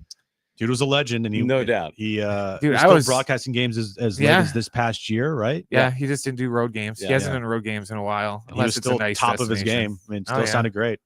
90 years of age. Dude, I was bummed when I saw that this morning. No doubt. Yeah. But he's one of these guys you felt like it would never happen. Vin Scully, the same like thing. Immortal people. I mean, when you're in a booth for 6 decades, you just assume you're going to be there for forever. And I see Frank brought it up in YouTube chat, but if you want to laugh, go watch his Hall of Fame speech. No. It's like 16 minutes of like one of the greatest Hall of Fame speeches of ever, because it's just 16 minutes of him and his self-deprecating humor and everything else. So if you've never seen it, go watch it. It's on YouTube. Mr. Baseball, again, Bob Uecker, dead at the age of 90, unfortunately. But again, I mean, the stories are just unbelievable. To your point, you could search the internet today. You could search it for forever with Bob Uecker. You could spend all your day listening to people talk about Bob Uecker. Yeah, probably a better usage of your time, truthfully. Than scrolling Twitter and finding out what Roki Sasaki is going to do. Speaking of which, the latest on Roki Sasaki on the other side, plus Aztec basketball tickets for Saturday coming up in the 4 o'clock hour. Brian Dutcher Show at 6 p.m. Jon and Jim.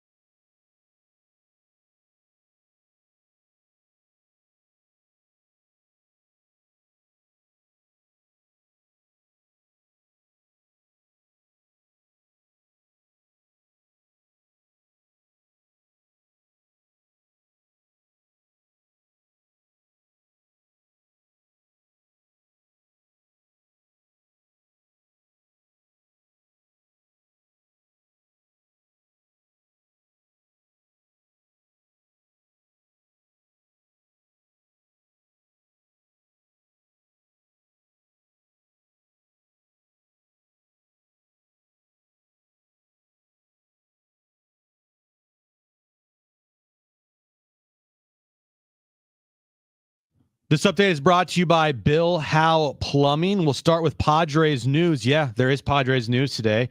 They signed Martin Maldonado to a minor league contract. Dennis Lynn reported that earlier this afternoon. NFL news of the day, David Montgomery. He's been cleared by the Lions. He's going to play this weekend for the division round matchup against the Washington Commanders. The Brian Dutcher Coaches Show is tonight at 6 p.m. right here on San Diego Sports 760. And the sad news of the day in the baseball world, Bob Uecker passed away at the age of 90. Traffic may be slow, but your drains don't have to be. The experts at Bill Howe have been helping San Diego with their plumbing needs for 45 years. Call 1-800-BILL-HOWE because we know how. License number 4888413.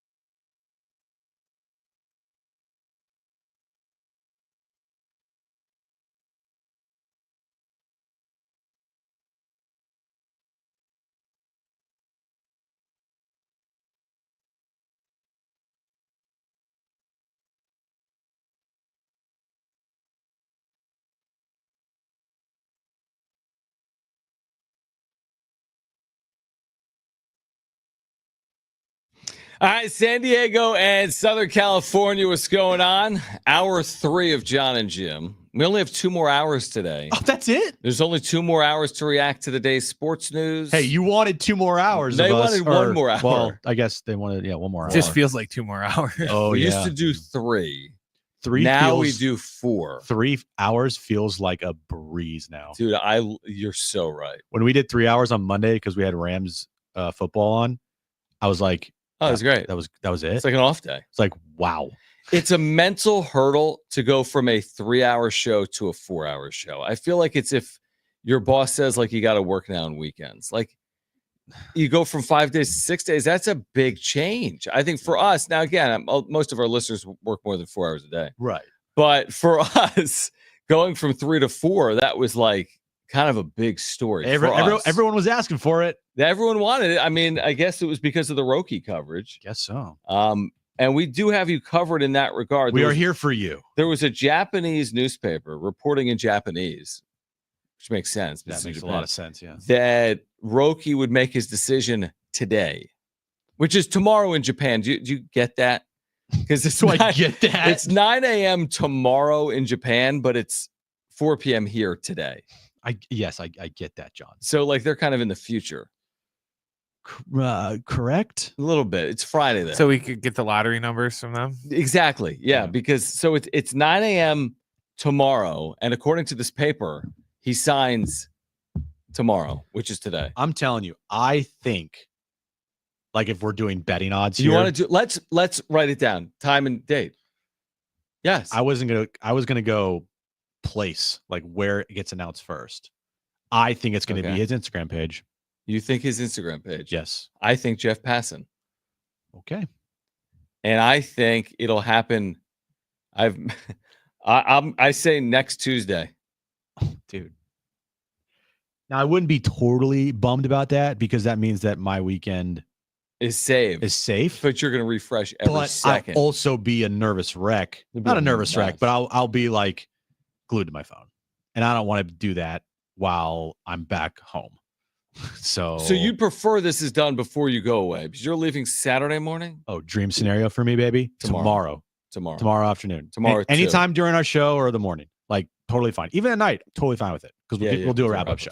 But no, the dream scenario. Get this thing done by tomorrow night. The dream scenario is he does it during our show. Yes. Because nobody's invested more in this guy than us. No. Not Joel Wolf. Not AJ Preller. No other show in town. No one. No. There's not other humans. Us, baby. Not this Japanese newspaper reporting today is going to be. I'll take today. I hope it happens today. I'm ready. It's right now. I'm fully prepared to react to whatever happens. If it's the Padres, I can't wait. I have a take ready to go for every scenario. If it's the Dodgers, it was fixed. If it's the Blue Jays, I can react to it. I can react to it, because and then I did the won't Angels. care anymore. I won't. But I mean, again, Ohtani Angels is a little bit of a surprise. Obviously, this would be a surprise to the Jays. But yes, I'm prepared for all. You know the Choose Your Own Adventure books? You didn't really read, but you could like go down Sean, one. You talk about the Choose Your Adventures book all the time. Did you have them?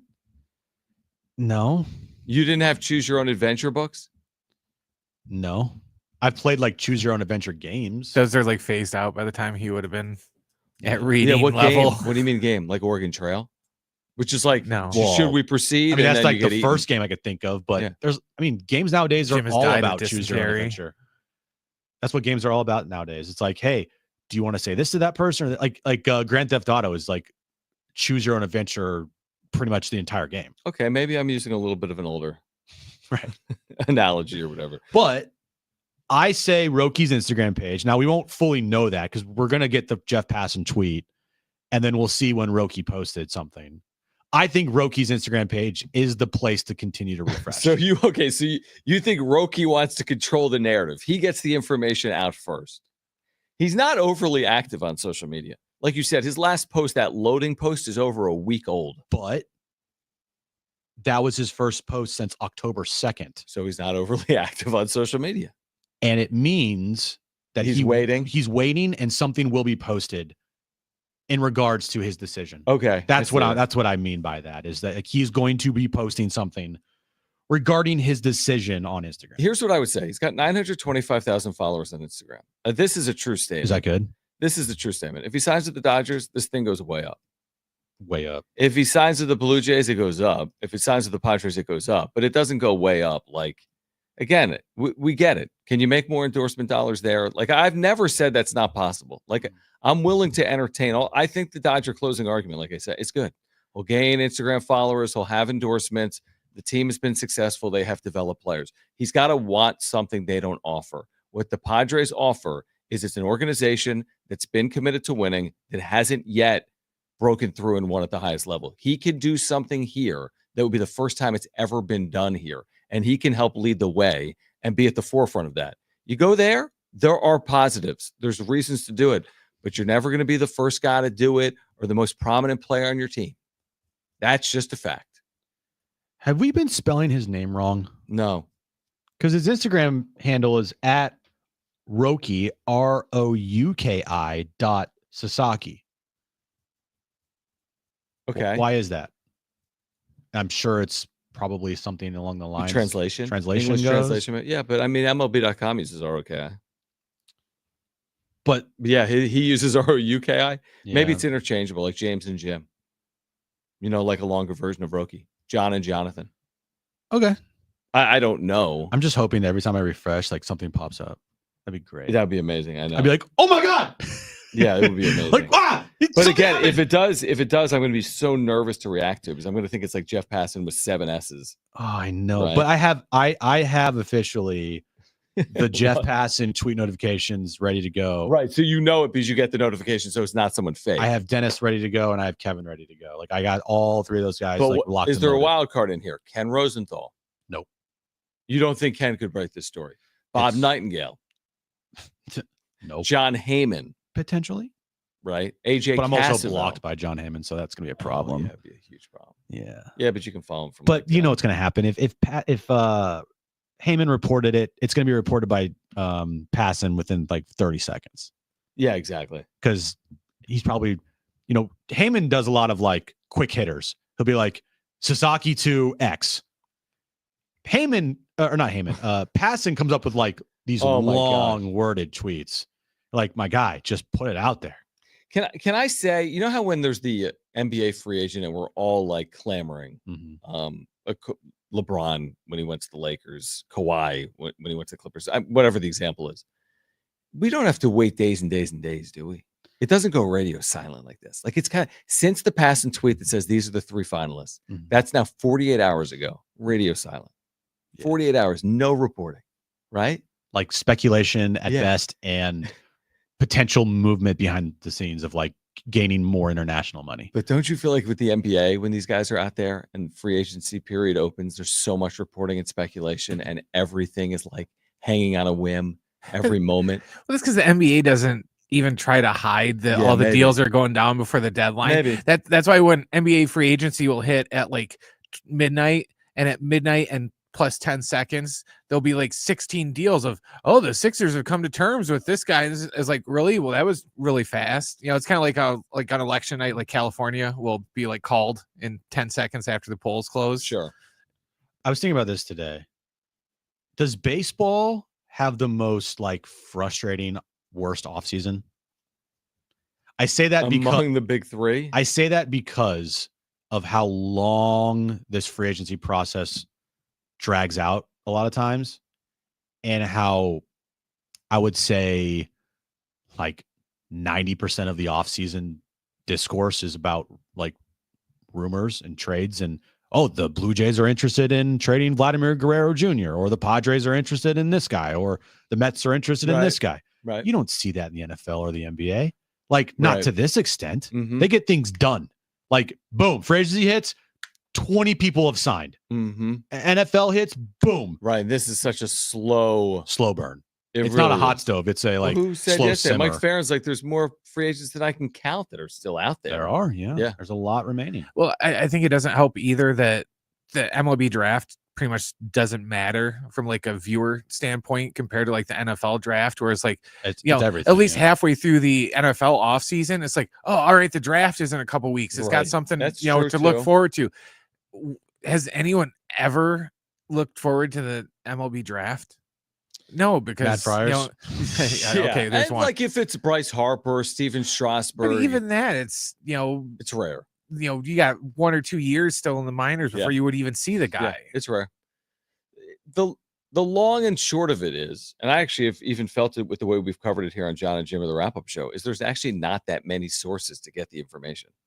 Even on a star of stars. Like this guy is considered as good as it gets, right? From Japan, the best since Otani. Yeah, I get it. He doesn't hit and pitch, but I mean, as good as it gets.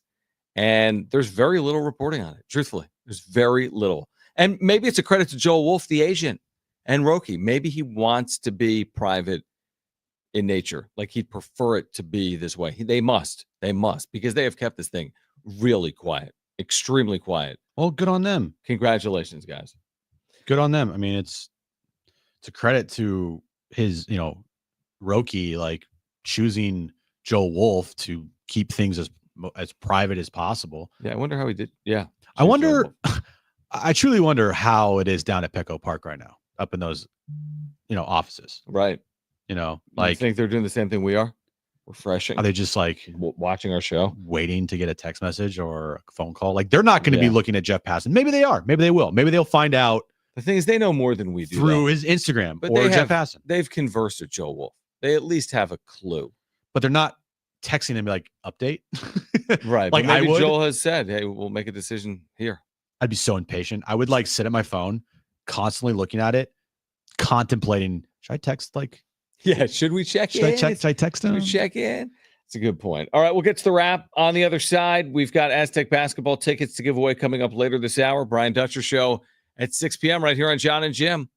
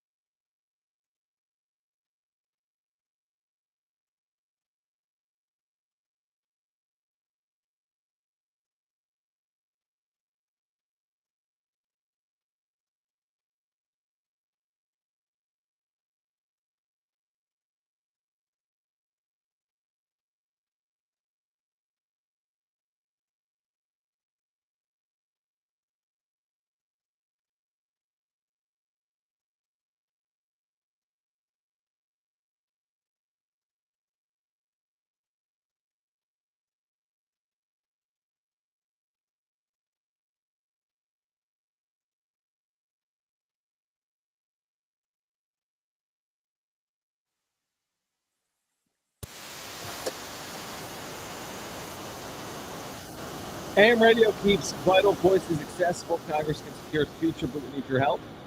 Text AM to 52886 now to support keeping AM radio in cars. Let a member of Congress to pass legislation now and keep AM radio in cars. Standard message and data. You say data, not data? I say data. I do. Every time if you say data, I automatically think of Data from Star Trek. Okay. Not, you know that? No, you don't know that. I think of Goonies. Why? Because there's a character named Data in the freaking Goonies. Sorry. Jesus, Jim. It's been a while. Why you say data? I say data. Data rate supply. Not data rate supply. I don't know. It's weird. It's just Yeah, it's a weird I'm word. with you, John. It's I say but data. I could go either way on it. Yeah, I could go either way. Potato, data, potato. Data, Yeah, exactly. tomato. All right, divisional weekend coming up in the NFL. We've got some news to share coming off Wild Card weekend coming up. But right now, let's get to this. It's time for The Wrap, presented by Sombrero Mexican Food. Check out their website at sombreromex.com. Should the NCAA tournament expand? No. Where did you see this to put this question in there? Because they're talking about expanding it again. They're always talking Google about NCAA tournament, then click on news. Okay. Expansion. And they're talking about it. How many times have you typed in the word expansion on your computer in the last year? Enough that you can probably type in E and Yeah. it's the first thing that pops up. Probably. March Madness expansion could center on championship control. I like 68. I mean, I kind of like 64. I'm not opposed to going to 72, but I have no problem with 68.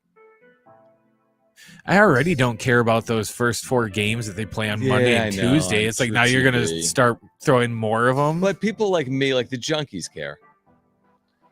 The junkies Like, care. am I watching Virginia, bettors- Colorado State? I am. I'm the- watching the- Virginia, Colorado State. The betting public cares, Thank you. but the average fan, they couldn't care about that. So you don't want another like they play those first No. 4 in Dayton. You don't want another first 4 in, let's say, No.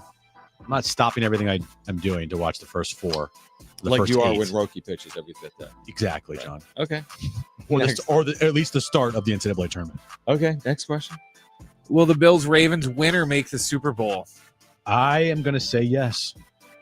I want to speak it into existence. I think that whoever wins that game is going to go to Arrowhead and finally get their revenge on Patrick Mahomes.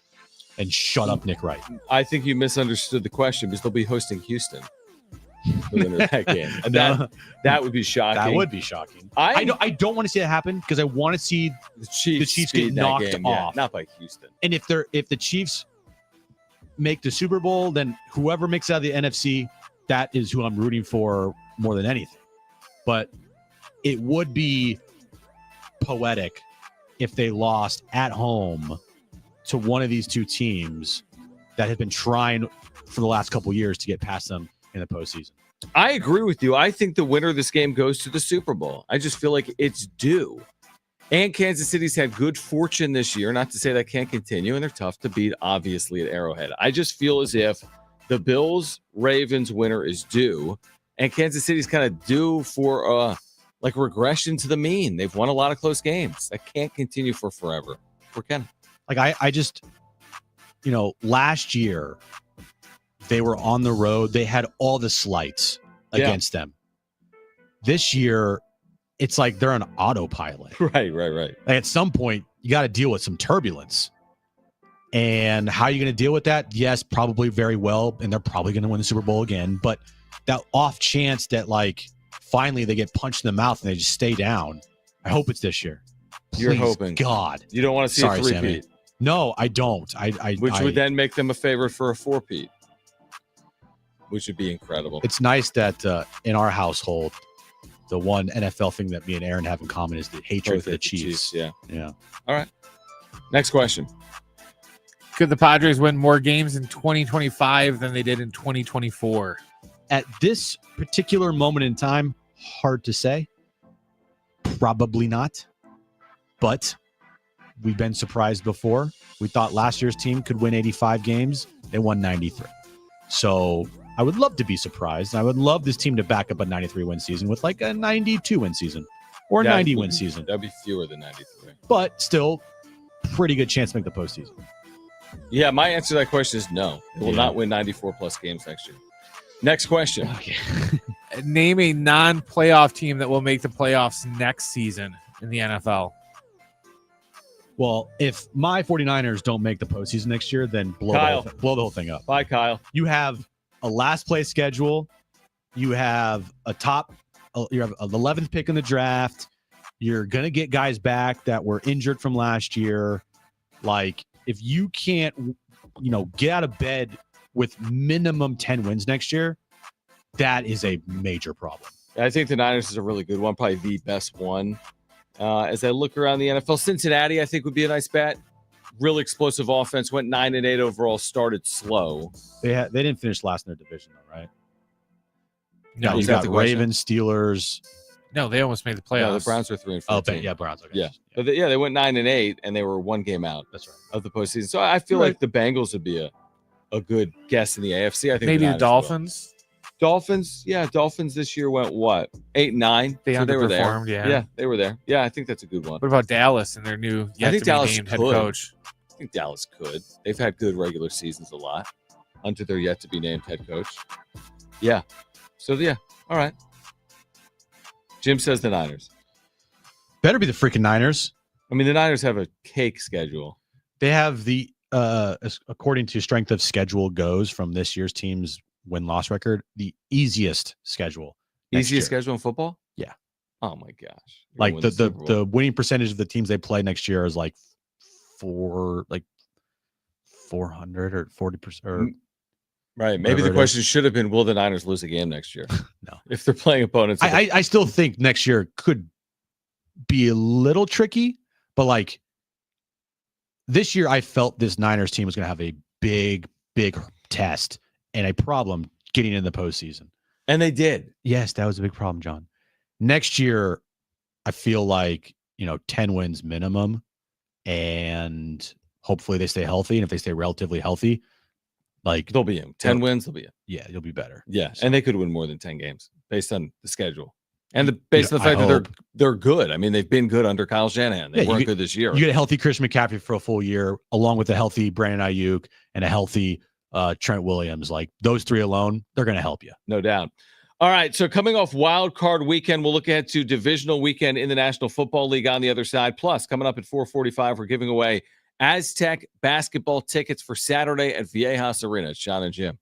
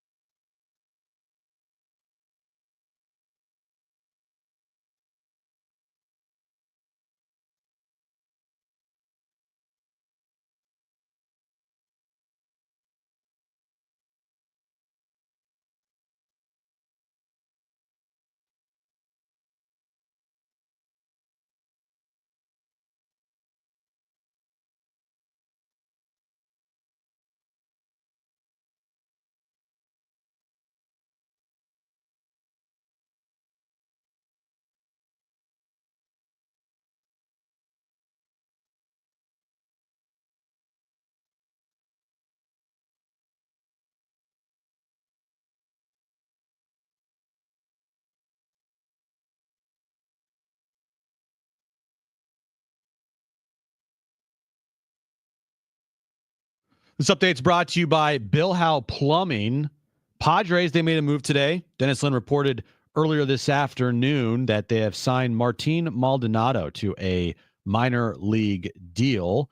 Moving over to NFL news of the day, David Montgomery, who has been sidelined for the Lions, has been cleared. He's going to play in their divisional game this weekend against the Washington Commanders. Tonight at 6 p.m. is the Brian Dutcher Coaches Show right here on San Diego Sports 760. And sad news in the baseball world today, the great Bob Uecker passed away today at the age of 90. Traffic may be slow, but your drains don't have to be. The experts at Bill Howe have been helping San Diego with their plumbing needs for 45 years. Call 1-800-BILL-HOWE because we know how. License number 488413.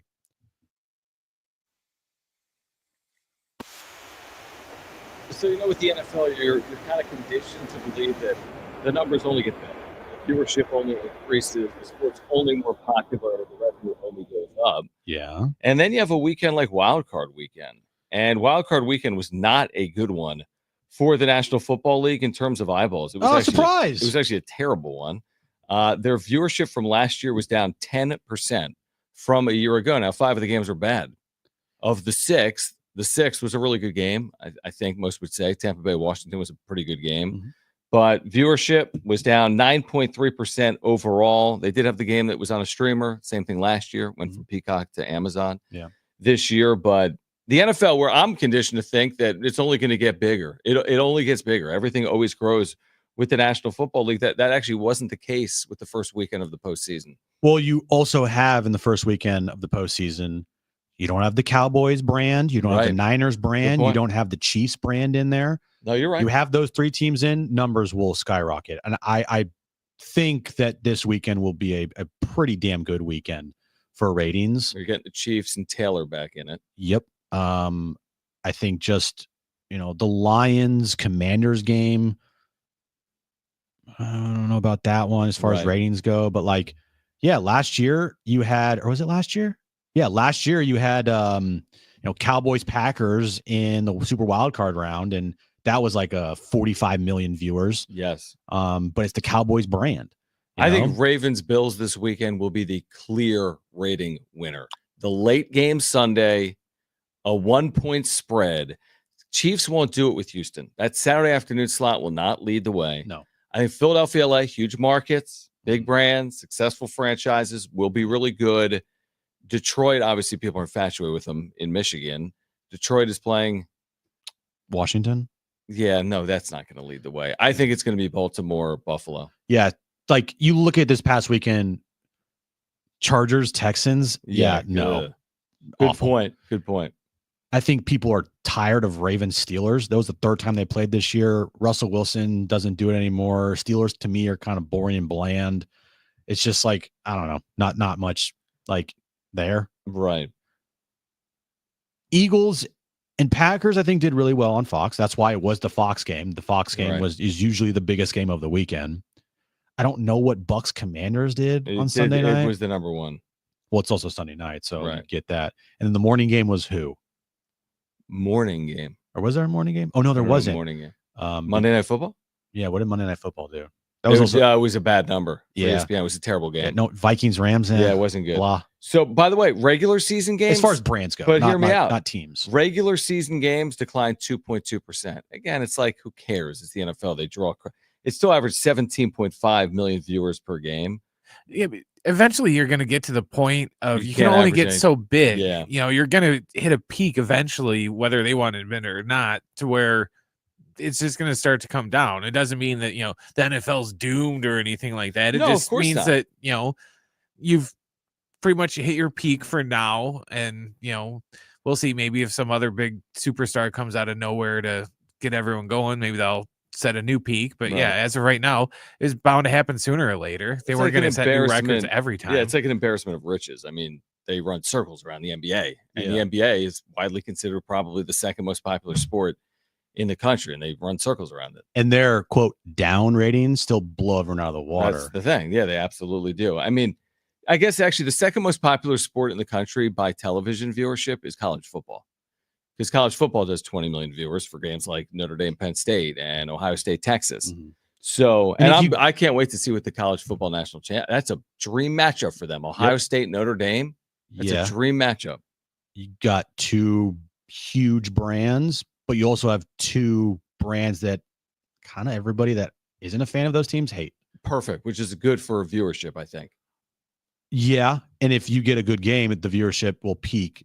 Yeah, exactly. At a really high number. Yeah. I just hope, I guess at the end of the day, it's like what we said with the college football playoff and the NFL wildcard round. You just need better football games. And last weekend in the NFL, 5 of the 6 weren't overly compelling. Opening weekend of the college football playoff, all 4 of the games weren't compelling. Then you got some really good college football semifinals. Penn State, Notre Dame was a great game. Ohio State, Texas was a pretty good game. Texas could have tied the score with a 1st and goal from the 1 inside like 4 minutes to play. They just didn't do it. So you get good games. Yeah, the eyeballs are there. And I just think that Baltimore-Buffalo game to me is just like, that's really compelling for some reason. And it's going to be like snowing. Yeah, I love a snow game. Awful weather. Yes.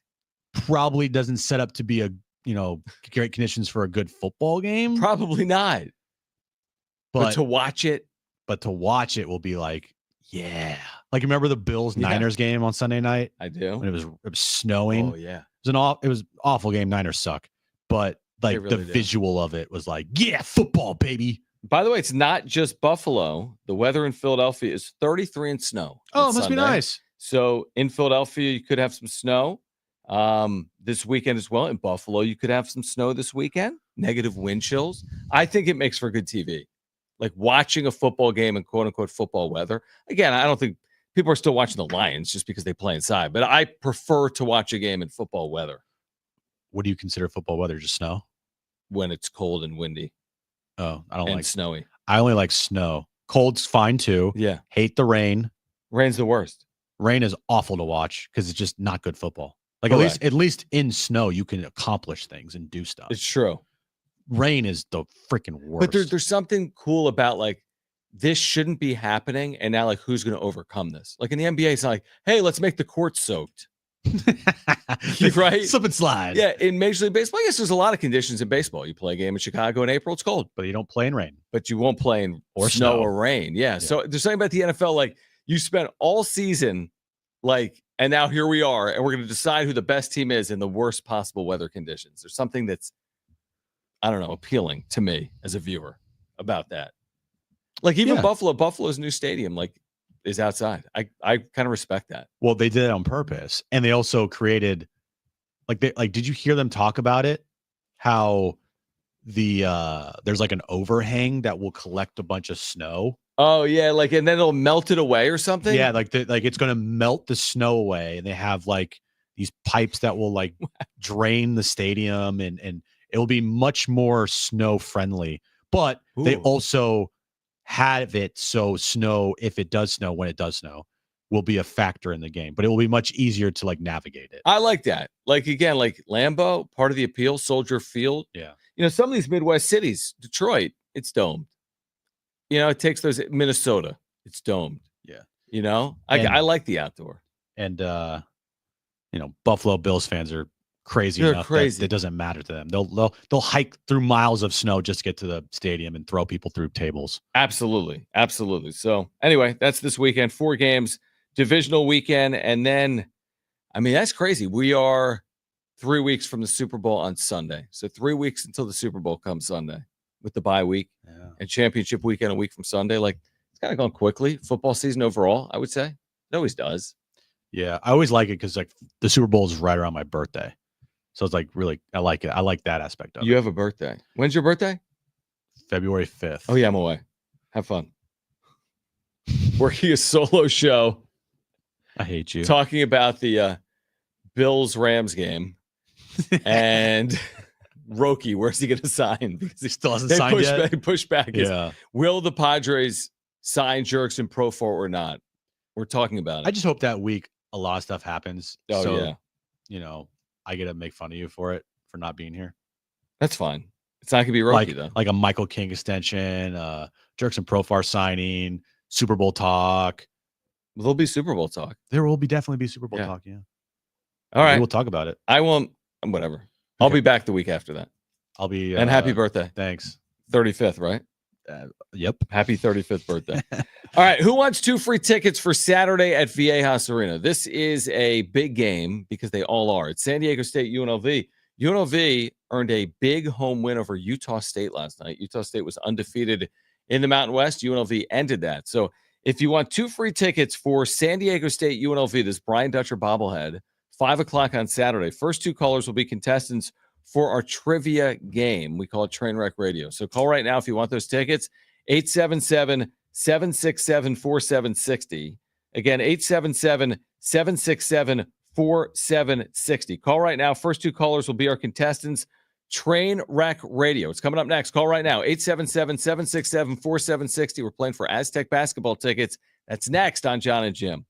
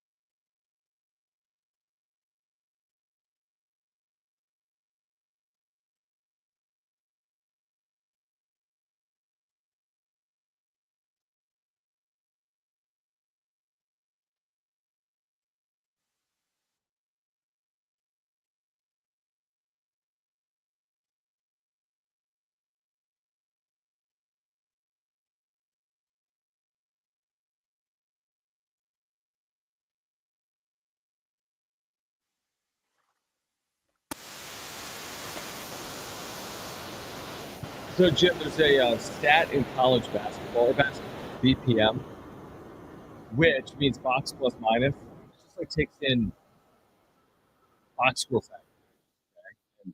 And produces a list of who's the best player based on it, okay? BPM, you want the actual definition? No. A basketball statistic that estimates how much a player contributes per 100 possessions. Why are you telling me this? I just thought you might want to know. Anyway, how are you? You don't care? Here's the reason. It's kind of like saying like OPS plus. So like, hey, like Georgia Profars has the top OPS for.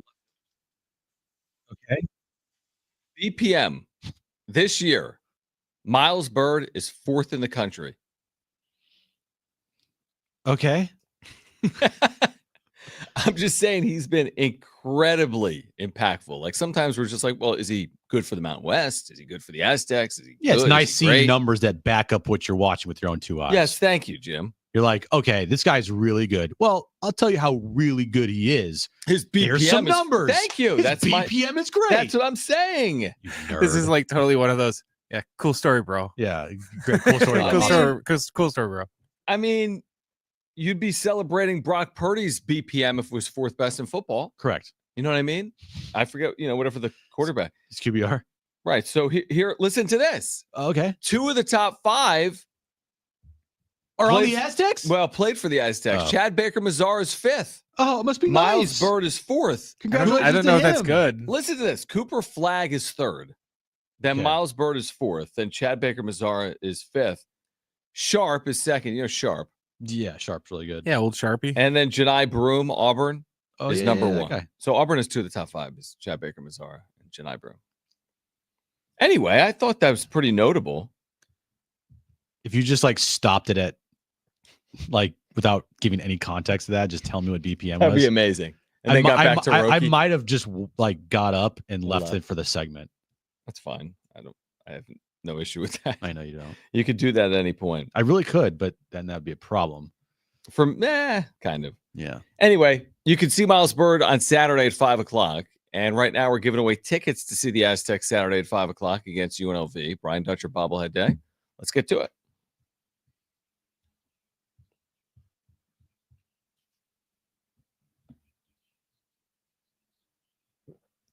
All right, 3 questions, 2 contestants, 1 lifeline. Today's 2 contestants, we have Mike and John. Mike, you called in first, so you have your choice of John or Jim. Who do you want to go with? Let's go, Jim. Oh, so the BPM stat didn't convince Mike that I could be a good guest. It did not. Mike, you get me. John, you get John, okay? Nice. All right. You go, So John and John and Mike and Jim.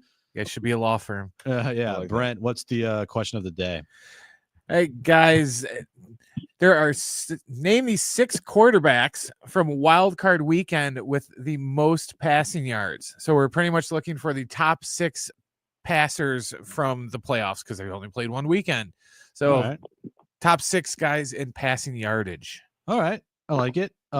John, you're up first. What is your first guess? You do have a lifeline if you want to use it. Oh, man. I'll start with a lifeline. Ooh. John and John. John and John. Jaden Daniels. Jaden Daniels. Do you take that, John? Let's take it. Look at me. On the list. Mike, you're up. What is your first guess? You do have a lifeline if you want to use it.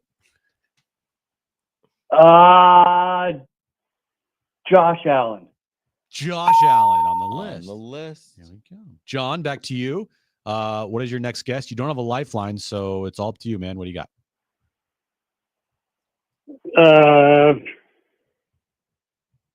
Peyton Manning. Peyton Manning. Peyton Manning. Was he 7th? He's not having a good weekend. This is from this past weekend, just to be clear. Yeah. Okay. Oh, I didn't know this one's past weekend. Yeah, I'm yeah. at The all wild time. card My bad. weekend. Wild card round. Yeah, I Sorry. get you. I got. All right, Okay. Mike, back to you. What's your next guess? You do have a lifeline if you want to use it. Oh, God. You have a Games are lifeline. so slow. You know what? Let's go Justin Herbert. Justin Herbert. Who threw? He's on the the list after his list. 6-pick game. Wow. Okay. It's garbage time. That's Yeah, garbage time. Garbage That's time. I right. like it. All right, John, back to you. Final guess. Need this to stay alive. You need this to stay alive. You don't have a lifeline. It's quarterbacks this past weekend. What do you got? Jared Goff. Jared Goff. Well, no, he didn't play that'll this do past it. weekend. That'll do it. Good guess. Yeah. I think better than Peyton Manning. Yeah, better than Steve DeBerg or whoever the guy who was. That was amazing. Whoever that quarterback. I always Who forget was his that? name. Hold on, I got it. It's such a good name. Blast from the past, like 1960s. Hold on. Phil. Yeah. Phil. Say what they won. BPM. No. Congratulations. Well, we have the list. Who's on the list? And then I'll tell you what you've won. CJ Stroud is number 1. Josh Allen's 2. Russell Wilson's 3. Jaden Daniels is 4. Sam Darnold is 5. And Justin Herbert is 6. Roman Gabriel. Roman Gabriel, top quarterbacks of all time. Pretty much touchdowns in the Pretty much just name someone that played this weekend. Roman Gabriel.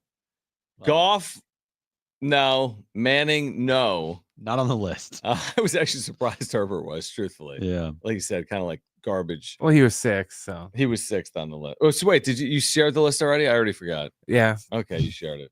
Cool. All right, congratulations, because Mike, you're going to see the Aztecs. This will be Saturday at 5 p.m. Brian Dutcher bobblehead game. What do you want me to ask Dutch about the bobblehead? I've already told you. You figured it out. What don't you want us to ask you about? Why don't you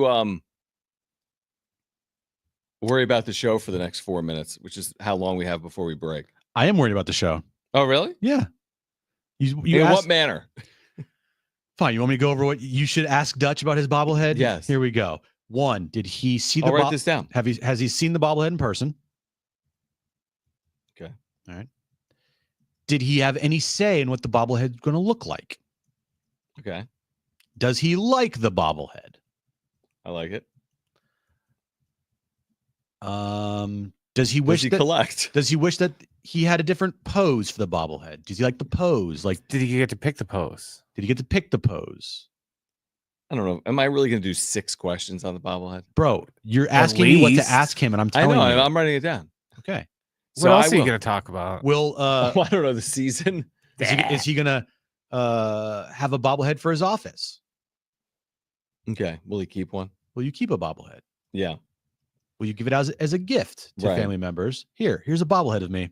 So you guys want me to see if I can get you each a bobblehead? Yes, John. I'm dead serious. Jim is a collector. I need a Dutch bobblehead. Bad. Very bad. Like I need air to breathe.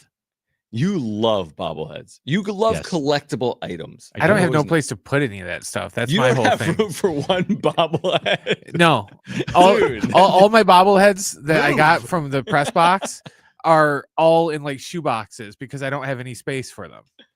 Dude, put up a shelf. Where? On a wall. You have a wall, right? You have walls, right? Yeah, but they're all like there's no room because. Dude, I need to see this place. Can we do an MTV? It's a room. Can we do an MTV Cribs? Can I buy you a shelf? I don't like. I don't. There's no place to put it. Okay. There really isn't. 4-inch bobblehead. Because I'd have to either put it over my bed, which is going to be a pain in the ass to have to clean it because I'm going to have to climb up over the bed, and all the other walls. It's like everything that is in there because that's the only way it's going to fit. Now, like I can't move my TV or anything where the door won't open. Did you clean your bobbleheads? You just brought up an interesting point. You like dust them off because they get dusty. Yeah. I do, yeah. As Mr. Allergy over here, you should be dusting those things daily. I dusted them this past weekend. Would you have like a little Swiffer? Or not this past weekend, last week. What do you use? Just like a paper towel, dampen it a little bit, and then dust off the bobblehead. How many bobbleheads would you say you have right now? That are displayed? Like out? Well, displayed how many, and then how many in storage? Oh man, it's a good question. Hold on. He's like counting everyone. Yeah, see, while he's kind of that's why I've never been able to get into like Funko Pops and stuff because I don't have no room for it. Collect. I've never been a collector really. Probably have around 30. 30. Yeah. Would you consider selling them? Yeah, for $30 a pop. All right. I don't know that went over your head. No, it didn't actually. Oh, nice. I'm not an idiot. No, I don't. I would sell them if I had multiples, but like there are some bobbleheads that I would not sell ever. Yeah, I'm not getting you a Dutch bobblehead if you're selling it. I'm not going to sell it. I'm not going to immediately put it on eBay for $400. Right. Like that kid that got Wemby's jersey and immediately Oh, put it what on. was that all about? He That was got such a joke. That's a joke. Got his jersey and immediately puts on eBay for 10 grand. It's complete embarrassment. Joke. I completely agree with that. That's such a joke.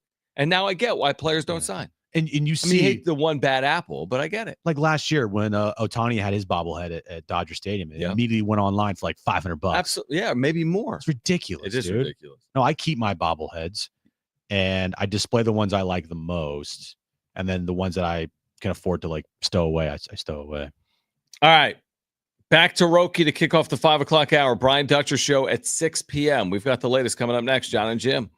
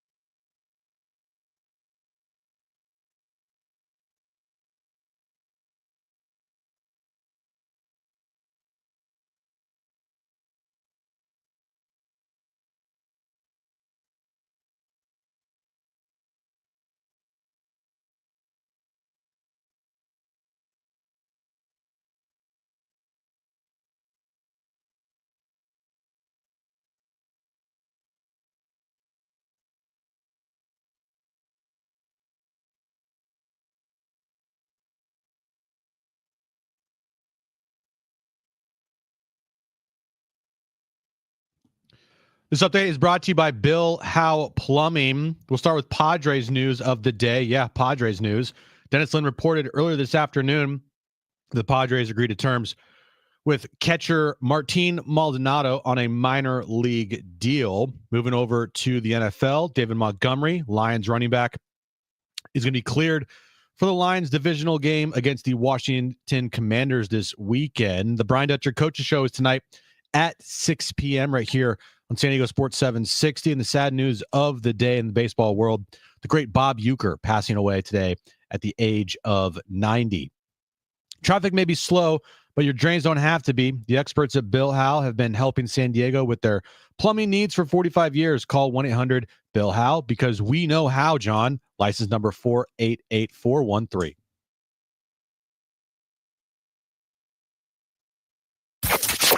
Getting you all set for that drive home.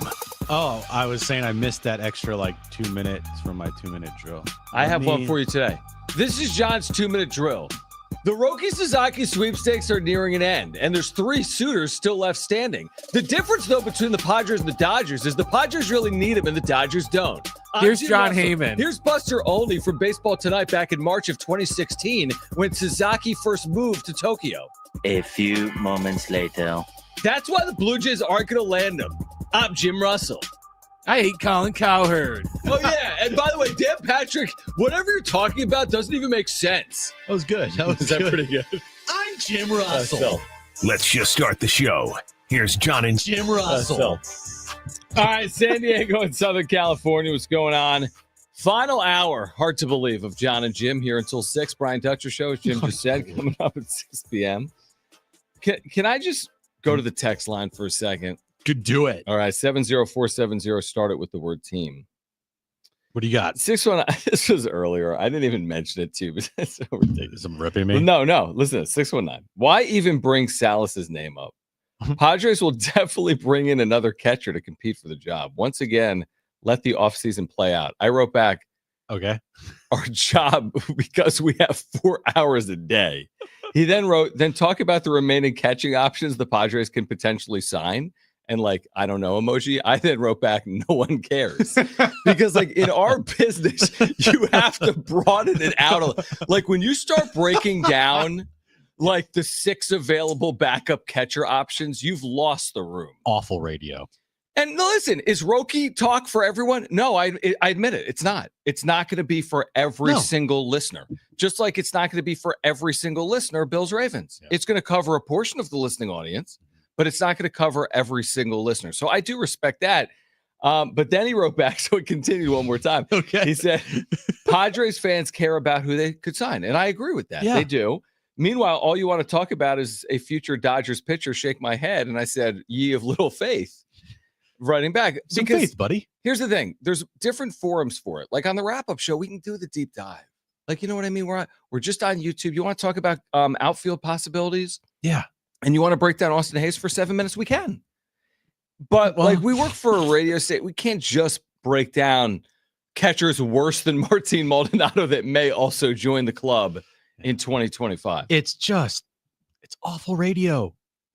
Maybe go somewhere. I mean, I'm sure someone else in this town will talk about that, but to me, that is just click. I mean, right. It's we deal with the big picture stuff here. Are we going to be breaking down the FIPS of some player? FIPS talk. Or what I find absolutely ear bleeding is spin rate for guys like Matt Waldron.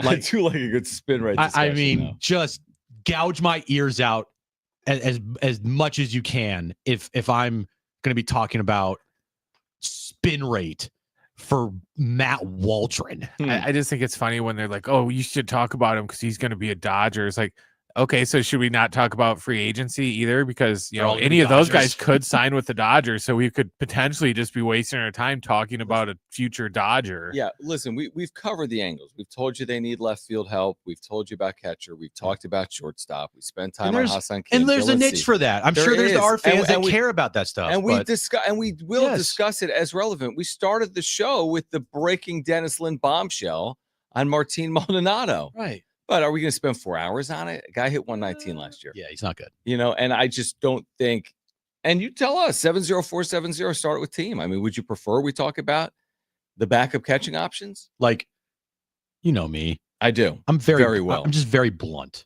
You're very blunt. And I am not going to sit here and be like, well, there's might be a chance that Martin Maldonado could come in as the backup and do some things here. And he has really good catch radius behind the plate, and he frames really well. And he against lefties, he did this and this is really good and blah, blah. Guy sucks. That's my take. He sucks. He's a cost-effective dude that they can bring in because they can't spend any more money. And if that's the best they can do, they might even be in trouble behind the plate. Yeah, like there you go. You want the other available free agent catchers, you'll get them. Yeah. Yasmani Grandal, Elias Diaz. We just saw him. Okay. James McCann, Jan Gomes. Okay. Great. This is just like when they said 4 hours and be careful what you ask Kurt for. Casale, Max Stassi. Yeah. Martin Maldonado. Yeah. He signed. There you go. Yeah. So, I mean, honestly, I don't even think they will bring in another veteran catcher. I guess they have Brett Sullivan. Yeah. Our jobs is to make sure, you're going to laugh at this, to make sure when we talk, we don't put you to sleep with what we're talking about. You can go to other shows to hear that and put you to sleep. We're trying to not do that here. So to discuss things like the little minute details of stuff, you get that sometimes on this show. But more than not, we're just going to tell you how it is. Yeah, I just like the overarching themes. Yeah. And right now, the baseball world is paralyzed by Roki. And Kevin Acey's talked about the decision or the organization basically just waiting on Roki. And that's clear because here we are in the middle of January. We're waiting on Roki.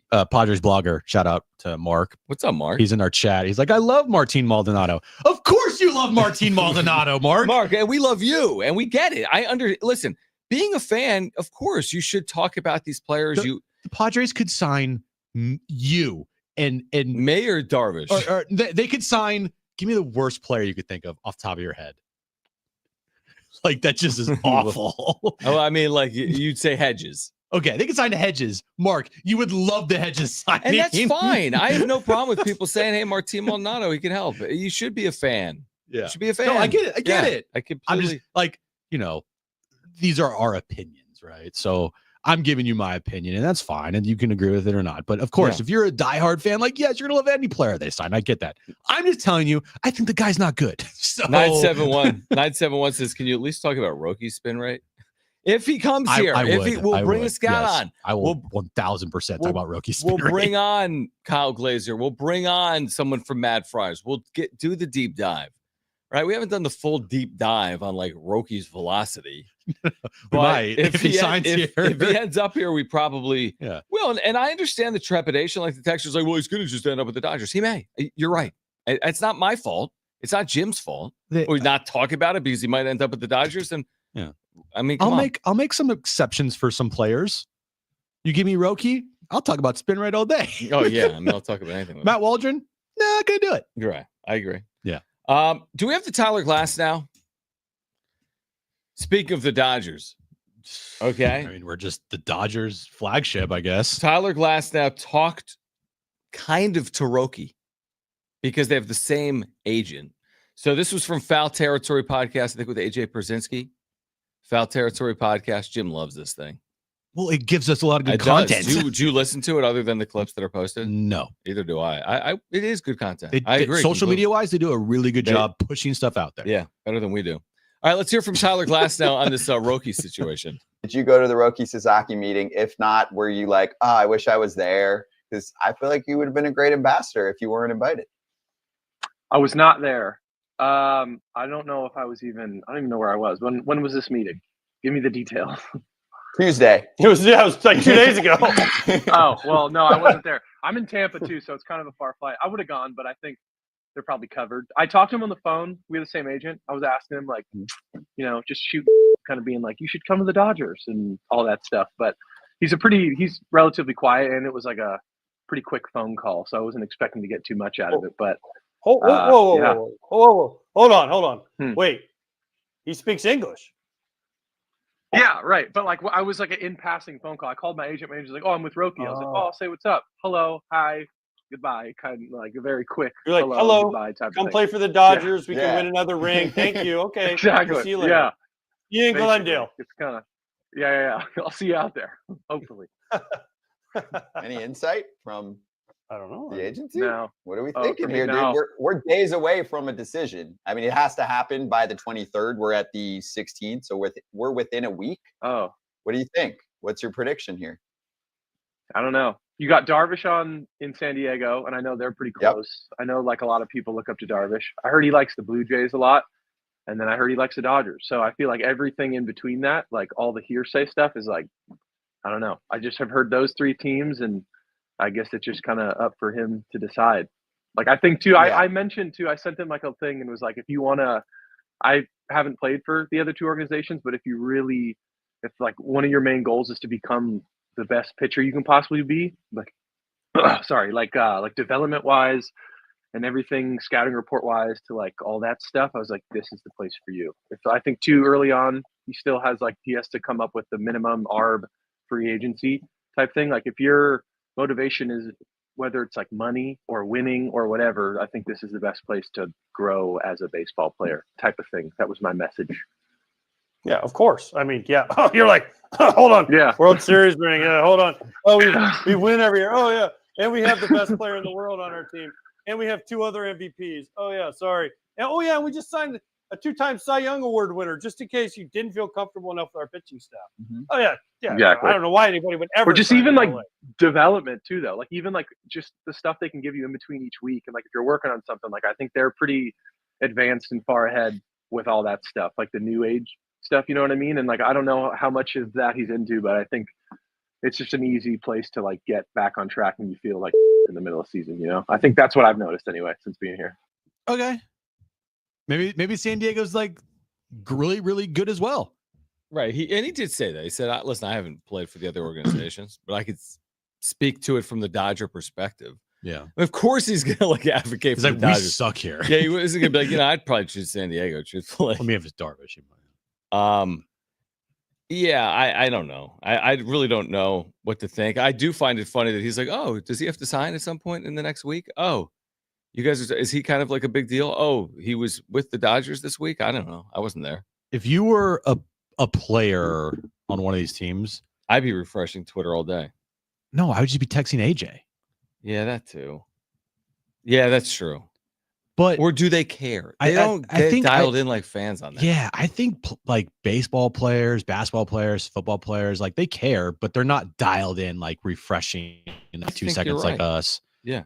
Like, do you think Manny's like, hey, I need the details whenever you get them, ASAP? Maybe. I don't know. I think Tatis is like on his adventures, like in the wilderness, like thinking about, did we land Roki the second? Is like Snell on Twitch, like someone like let me know, tag me if the Dodgers land him. Yeah, they're like, oh, cool, Yeah, definitely. Like, oh, nice. Meanwhile, me and you and all Padres fans are just like waiting, like bated breath. Any second news could drop. It's so funny when I go to Twitter and I search Roki Sasaki and then click on latest, not top. Nothing shows the up. Stuff that people are saying. No, there's just the stuff that people are saying. Like what? Give me something. I'll give you something hilarious. Give me something hilarious on the other side. On the other side, Yeah. give me something like unbelievable, just out of this world when it comes to Roki. Somebody on Twitter claiming to be like a quote unquote insider. I got it for All you. right. That'll come your way next. We're here until 6. Jim's back page is still ahead. Brian Dutcher show at 6. Don't go anywhere. San Diego sports traffic.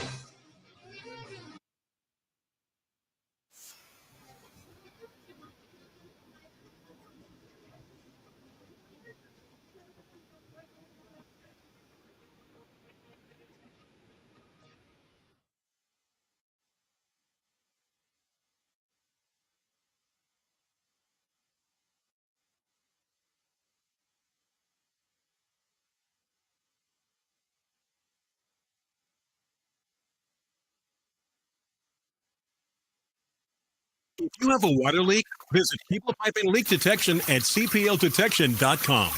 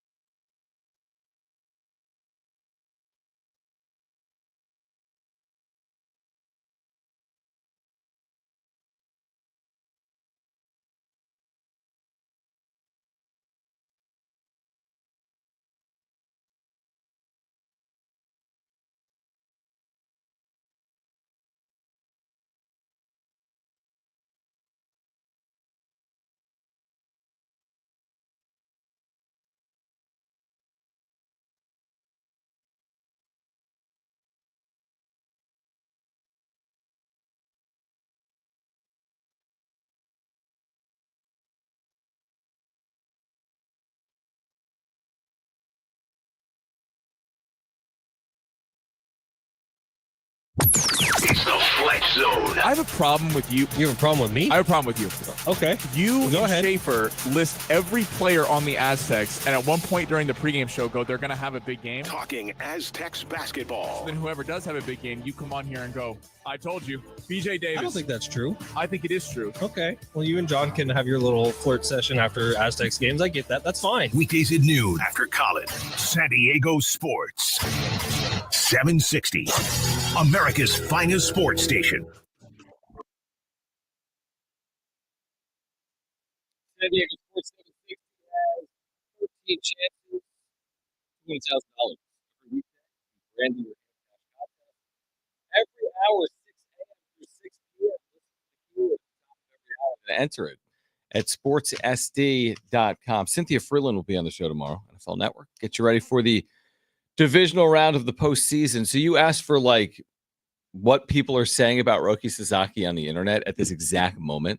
Yeah. I want to know, I guess not the craziest story, but like the story from the guy that's like 2,000 followers that's like claiming they know what's up. Mike Honcho at _Mike_Honcho_. Oh, nice. Breaking news alarm emoji. Source at 4 Japanese characters.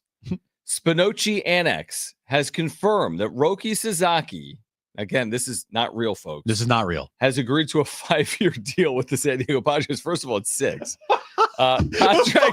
His contract details and further updates coming shortly. First to report, now 6 Japanese characters. Reporter for Spinocchi. That's got 5 likes and 8 comments. And I'm sure the 8 comments of the gullible people are like, this real? Right. Oh my gosh, I can't believe it. That's why that app is so bad. Hoodie Gosman at Ringy Boy 11. The Toronto Blue Jays will sign Roki Sasaki to a contract. The Blue Jays finally get one. Not finally, but finally get one. So have we now? My point is there's a lot of this. Have we resorted to reading these awful tweets about Roki Sasaki until he picks a team? Well, what is this? Oh, the Nolan Arenado thing. Bro, give me a break. Where's Roki in there? I watched this. Like, where's Roki? It's Right, Nolan people Arenado taking grounders at and people are- third. Everyone's like, dude, Roki's there. Like, what are you talking about? We don't even know if is Roki in the States right now or is he in Japan? We don't know that. I don't do know. we? I don't like have a tracker on him. Right, exactly. This is like when Tupac died and everyone thought they saw him everywhere. It's like, I oh, thought he's in Roki some here. island. Yeah. Anyway, the point is like you can find anything you want on the internet. All right, let me try. It's fun, right? All right, Roki Sasaki, then hit latest. Sasaki. There's not as much chatter. Like it doesn't come in every 1 second, but No. Let's see here. Did you see the Padres 5-year deal in there? No. Trying to see if I could find something. Oh yeah, the Mike Honcho one. I Yeah. saw that. It's pretty good. It's a good overlay of Sasaki. Yeah, they have him in the Padres, uniform. Right.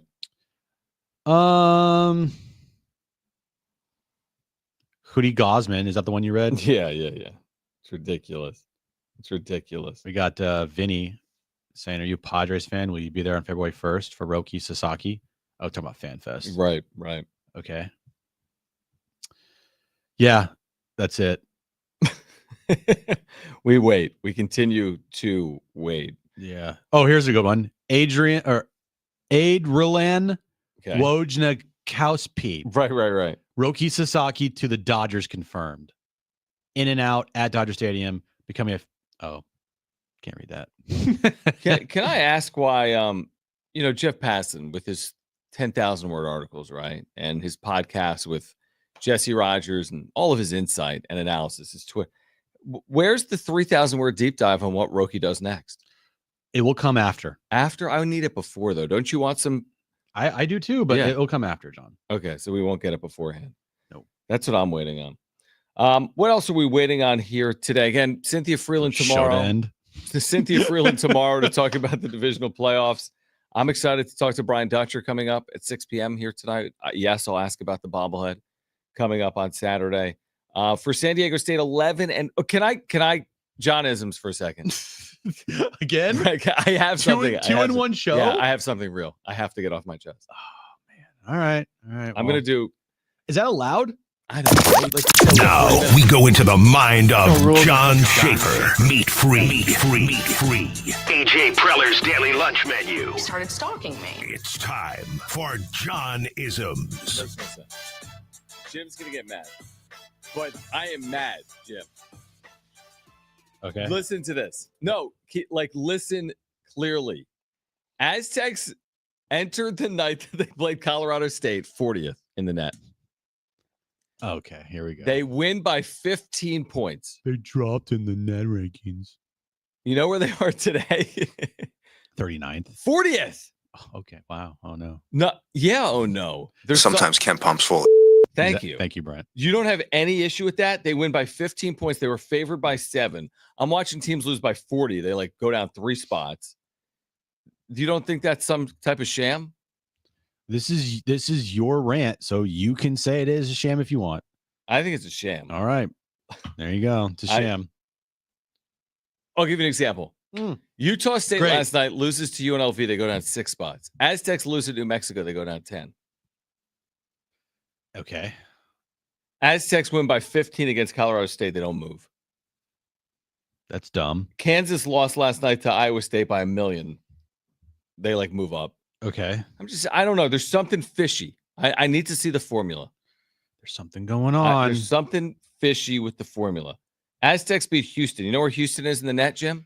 Second. Third. Okay. So San Diego State has a win over Houston, no bad losses, and they're 40th in this. Someone explain that to me. Seriously, 70470 started with team.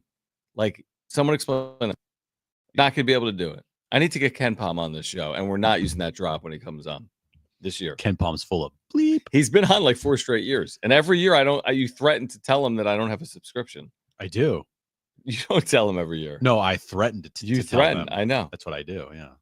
But you will never get one. Because honestly, why do you need a subscription unless you're going deep diving?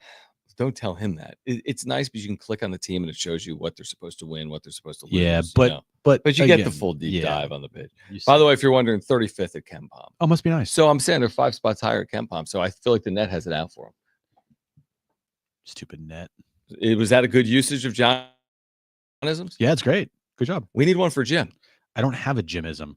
That's Yes, you your do. bit, though. I know it is my bit. It is my bit. Like I could say right now, oh, the Cavs and Thunder are playing. That's a real big game. Well, you did. You went I 10 know I minutes did. on that I a did. week ago. I did. I know. Yeah, Cavs Thunder round 2 is tonight. I know. Big ratings. You know the score of that one? I have no clue. Thunder by 24 in the second quarter. Oh, wow. Thunder are going to win the NBA title, and Nobody's no one's going to watch. care. Nobody's going to care. Yeah, potentially. All right, here until 6. Brian Dutcher show coming up. If you have a question for the head coach of the Aztecs, get it in right now. I'll ask it live on air. 70470. Start it with the word team. Aztec fans, if you have a question for Brian Dutcher, get him in right now. Ask it on air at 6 p.m. 70470. Start your message with the word team. It's John and Jim.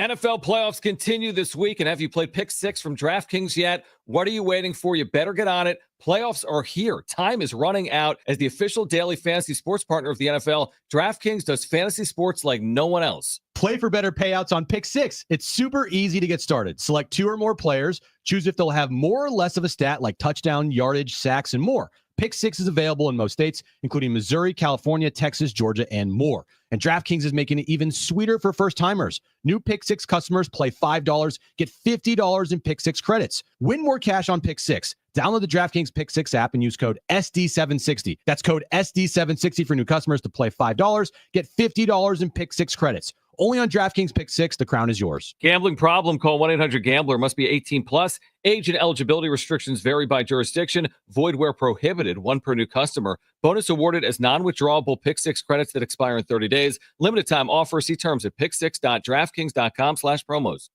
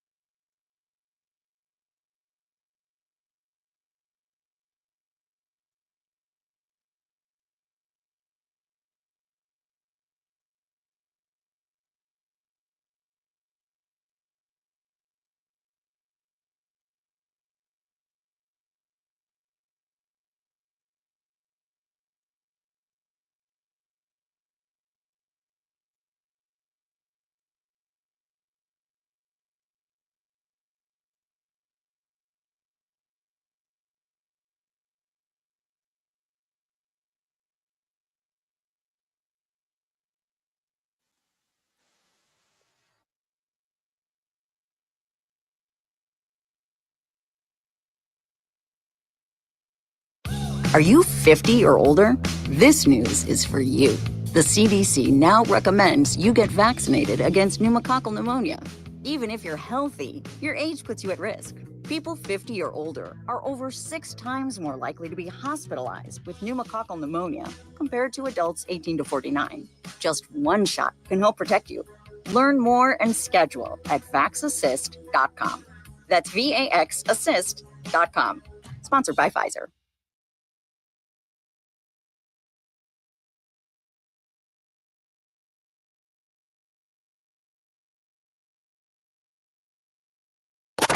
San Diego sports now.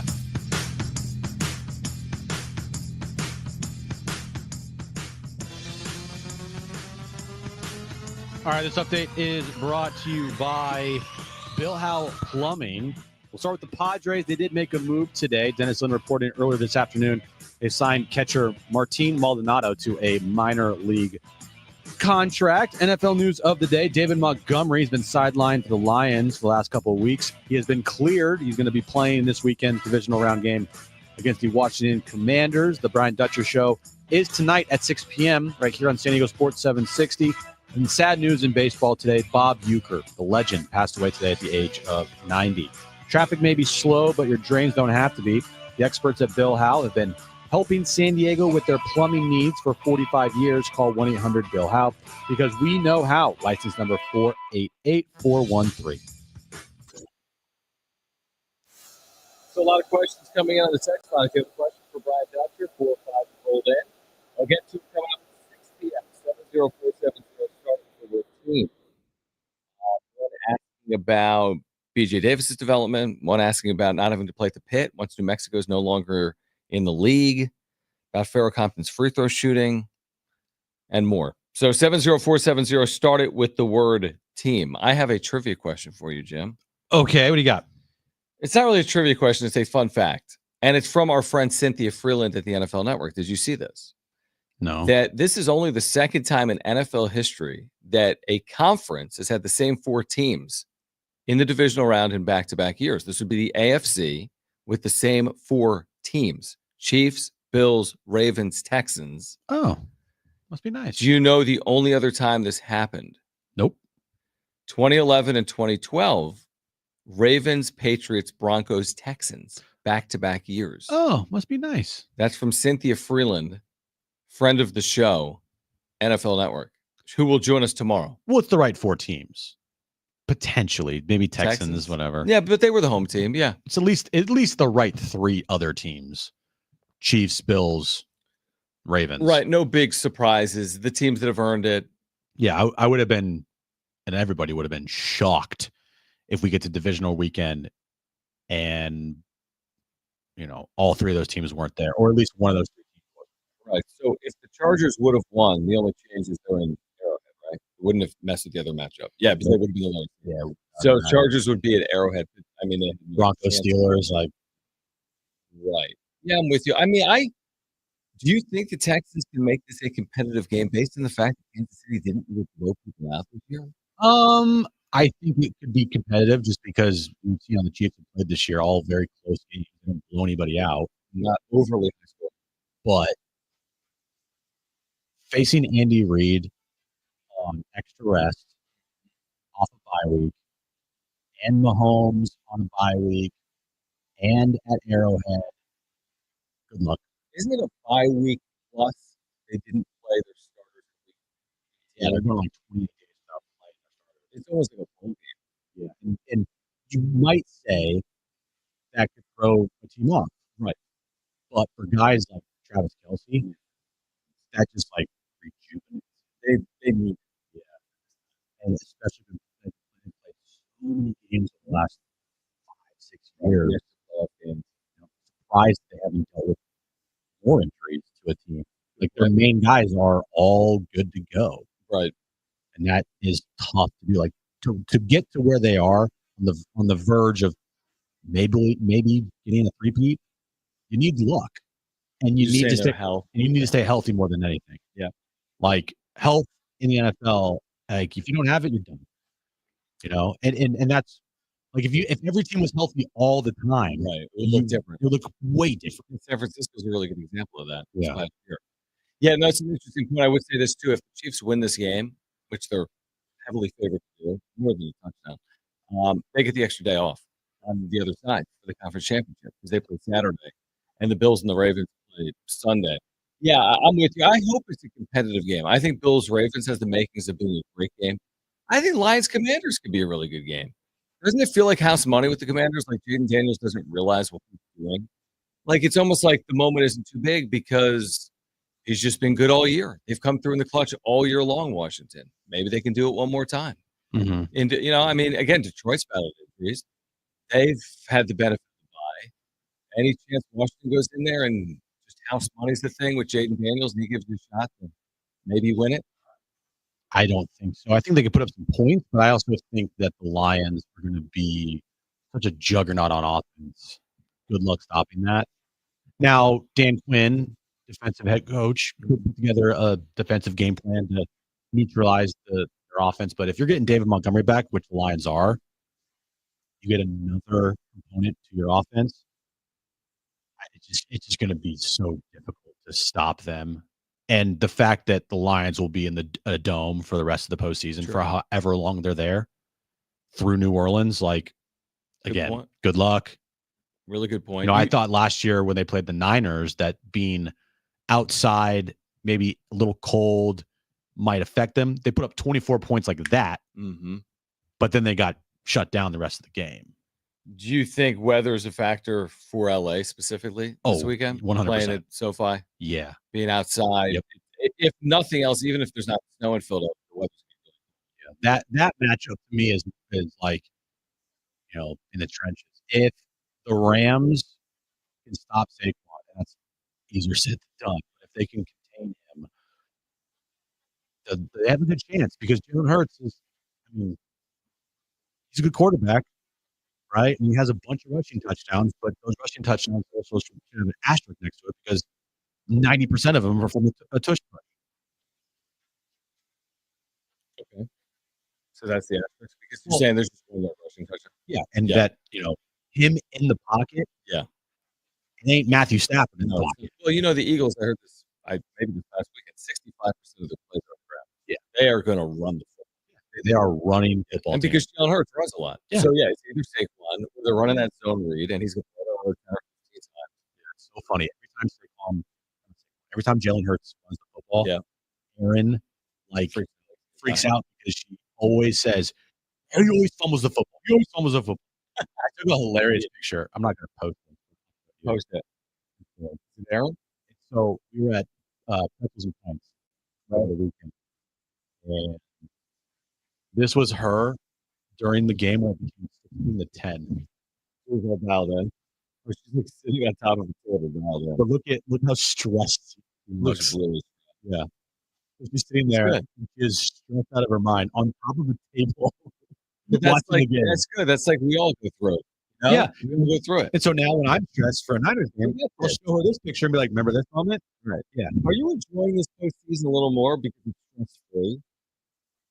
No, not really, but it's not the worst thing in the world. I don't absolutely hate it because it's the stress of your team going through like a postseason run. Well, I remember that Lions game last year. Because for half of it, there's no shot. I watched the second half with my eyes closed. It was like there's no shot. I turned down the television during the second half. I was like, with the Lions. Yeah. I'll watch it. I'm gonna watch it, but I'm not gonna listen to it. Yeah. And then try to make a comeback. So I just watched most of the game in the second half with the volume turned off. Like good luck or something. That was the incredible game. But it's very stressful. The one and done formats of football, again, the NBA Warriors lose game one of an NBA final. But if you fall by 7-0, not 7-0. And then, this postseason with the Padres against the Dodgers. I hate the Dodgers more than any team in any sport or anything. And so, dealing with that game 5, watching that game 5, just hoping, can you guys score, more than a run, please? That was an awful game. Yeah. And nothing happened. That was a really I'm sure Padres, Padres fans, You see it. It's like the stress of it is just through the roof, especially in baseball, because it's such a slower sport and every live or die. Two. I was well, they won. They must have. Yeah, that game was tough. You could feel it watching it. It was awful. It really was not. Oh, I just like bad up. Like everything's so good here on the screen. Yeah, it's San like, Diego wins yay! the series 2-1. They win 6-5. Tatis homers again. They're on the brink of the NLCS. That was going to go to, but then Yes. Oh, Remember that? Yeah. Things were so good. It was great. And now here we are together. On Right, exactly. We're doing our 4-hour show. We're refreshing our phones. Waiting and waiting. Like, can you give us something? But here's the thing now. We are late show. Guess what? We're going to have to stay. We would actually, well, we have a show. We would not stay. We would do a wrap-up show. Whenever it happens, I'm doing a wrap-up. New York. Okay, if you have a question for Brian Dutcher, who's going to join us live at 6 p.m., you can get that in right now. 70470. 70470. Start your message with the word team. You can just text 70470 started with the word team. If you got a question for the head coach of the Aztecs, Brian Dutcher. What? Oh, sorry. Continue. No, what do you have? No, go continue. That's all I was going to say. Okay. I was just going back to like the Roki stuff, where like the crazy headlines on Twitter. Oh, the AI headlines and stuff? The Dodgers Nation Twitter account. Oh man, it's so clickbaity. Right? Here we go. Here's just a couple hours ago. Clickbaity as hell. Mm-hmm. I respect it. According to Sponichi. Yeah. That's that newspaper, right? Roki Sasaki is expected to sign with the team today. Eyes emoji. Buckle up, Dodger fans. Yeah. Here's more information on the report. I'm on it. Look. Another one. As Roki Sasaki sweepstakes years long, the Dodgers are reportedly exploring trades to free up more international money. Any players you think LA will look to move? Yeah. It's almost like AI is ready. It's good. Here we go. They've already penciled in Roki in the rotation. Tyler Glass now has spent 1 year with the Dodgers, which ended early due to injury, but already told Roki Sasaki that LA is the best spot for development. Imagine adding Sasaki to Blake Snell, Shohei Ohtani, Tyler Glass, and Yoshinobu Yamamoto. What do you think, Dodger fans? The Dodgers are, quote, operating with confidence that Roki Sasaki is going to pick them over the Padres and Blue Jays. What does your gut say? Is Sasaki going to be a Dodger? Link below. Is there anything worse than these like terms that they're making up? Operating confidence. Here's another one by Doug McKay. I think there's 3 players the Dodgers will 100% sign after they hopefully get Roki Sasaki. Tanner Scott, Kike Hernandez, and Clayton Kershaw. Oh, I thought you were the third. Like, click the link. Not the third. Here we go. One. Quote, I heard Roki Sasaki was distant from the media in Japan for years. Privacy is something he values greatly. What the hell is that? What? Jim's back page is next. San Diego Sports Traffic.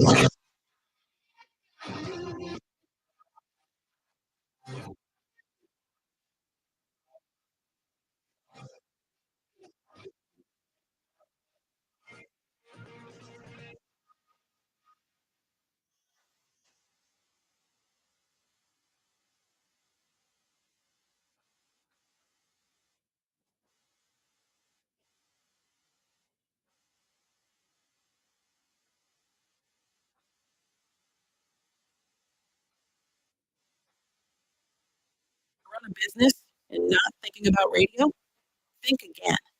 Because more people are listening to the radio on iHeart today than they did 20 years ago.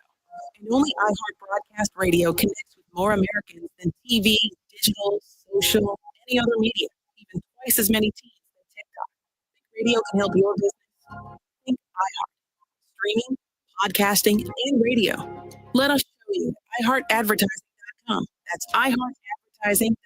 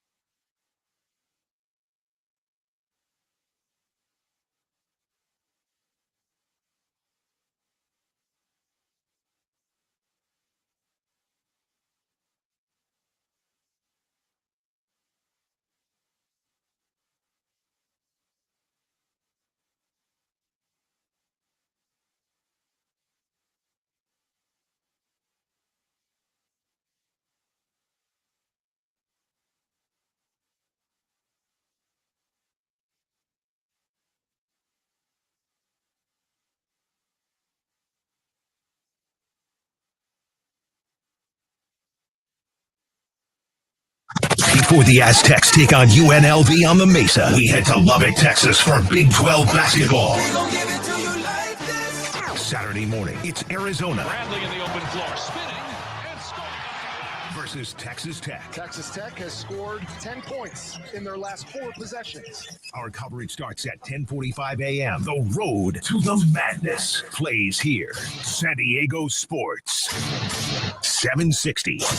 America's finest sports station.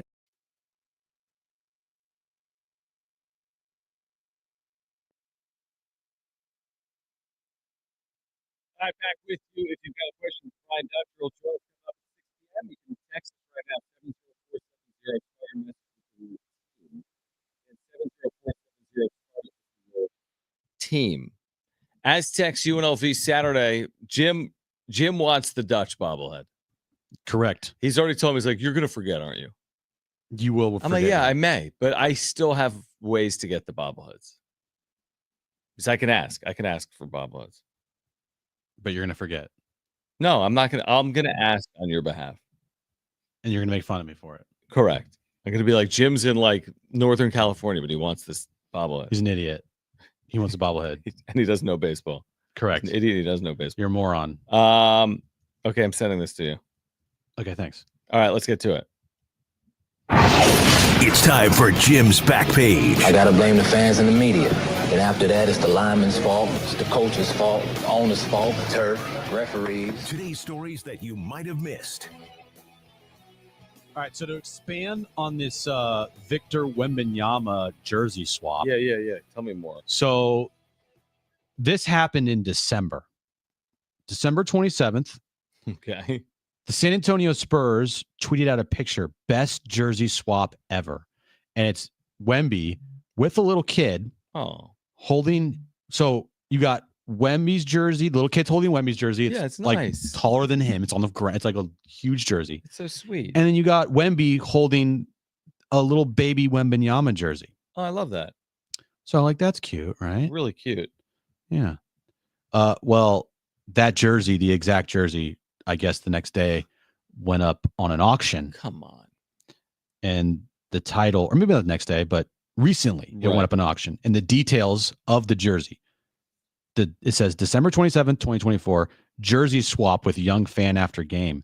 Victor Wembanyama game used, photo matched, San Antonio Spurs City Edition jersey. Team high 19.7 rebounds, 4 assists, 6 blocks. Sports Investors LOA. How much money? Right now, wait, where'd it go? Like they should have to take that down. Right now, it is starting bids at $10,000. And has anyone bid? I don't know exactly. They shouldn't, out of principle. No, because that was meant for the young fan. Like he did that because it was an experience for someone. Or his dad or somebody exploited this young kid to get Wemby's jersey. I agree, but that's not right. And then put the money up. Now, if you could come back with a legitimate story of like, hey, we're doing this for like his college relief, fund or like, fire relief or like. Well, if you ask the Spurs, hey, listen, we'll do fire relief. We weren't going to do this, but we're going to try to raise $10,000. Okay, yeah, I understand it. But to just profit off something that felt like a wholesome moment seems like really bad karma, truthfully. Yeah, it's sad because now like players are like, dude, I want to get this kid an autograph. Well, that stuff's been going on for a while. Like you said, these parents exploit their kids for that. And then people get mad. Oh, this player didn't sign, but I understand it because they've been taken advantage of. Yeah, it's ridiculous. Yeah, it is. Like I cringe every time at like spring training or before a baseball game. I see these grown men holding binders of cards and like forcing their way to get these players to sign these cards for them so they could sell them. Goes on everywhere, dude. It is. It's the story of minor league baseball. Just book cards, right? Signing. Ethan, say, hey, Ethan, sign my 15 Ethan Salas cards. Like, dude, you don't need 15 signed cards. And then you see the grown man getting in front of a little kid to get their card or jersey signed. Right. This is what I was gonna say. Yep. One time when I was down on the field when the Cubs and the Padres were playing at Petco, I went down for like batting practice and stuff. Yeah. And this is when Rizzo and all those guys still played for them. There was some dude that was probably in his late 30s, early 40s. Like I know who you're talking about. That sat there for like at least 30 minutes and just kept going, Rizzo, sign, Rizzo.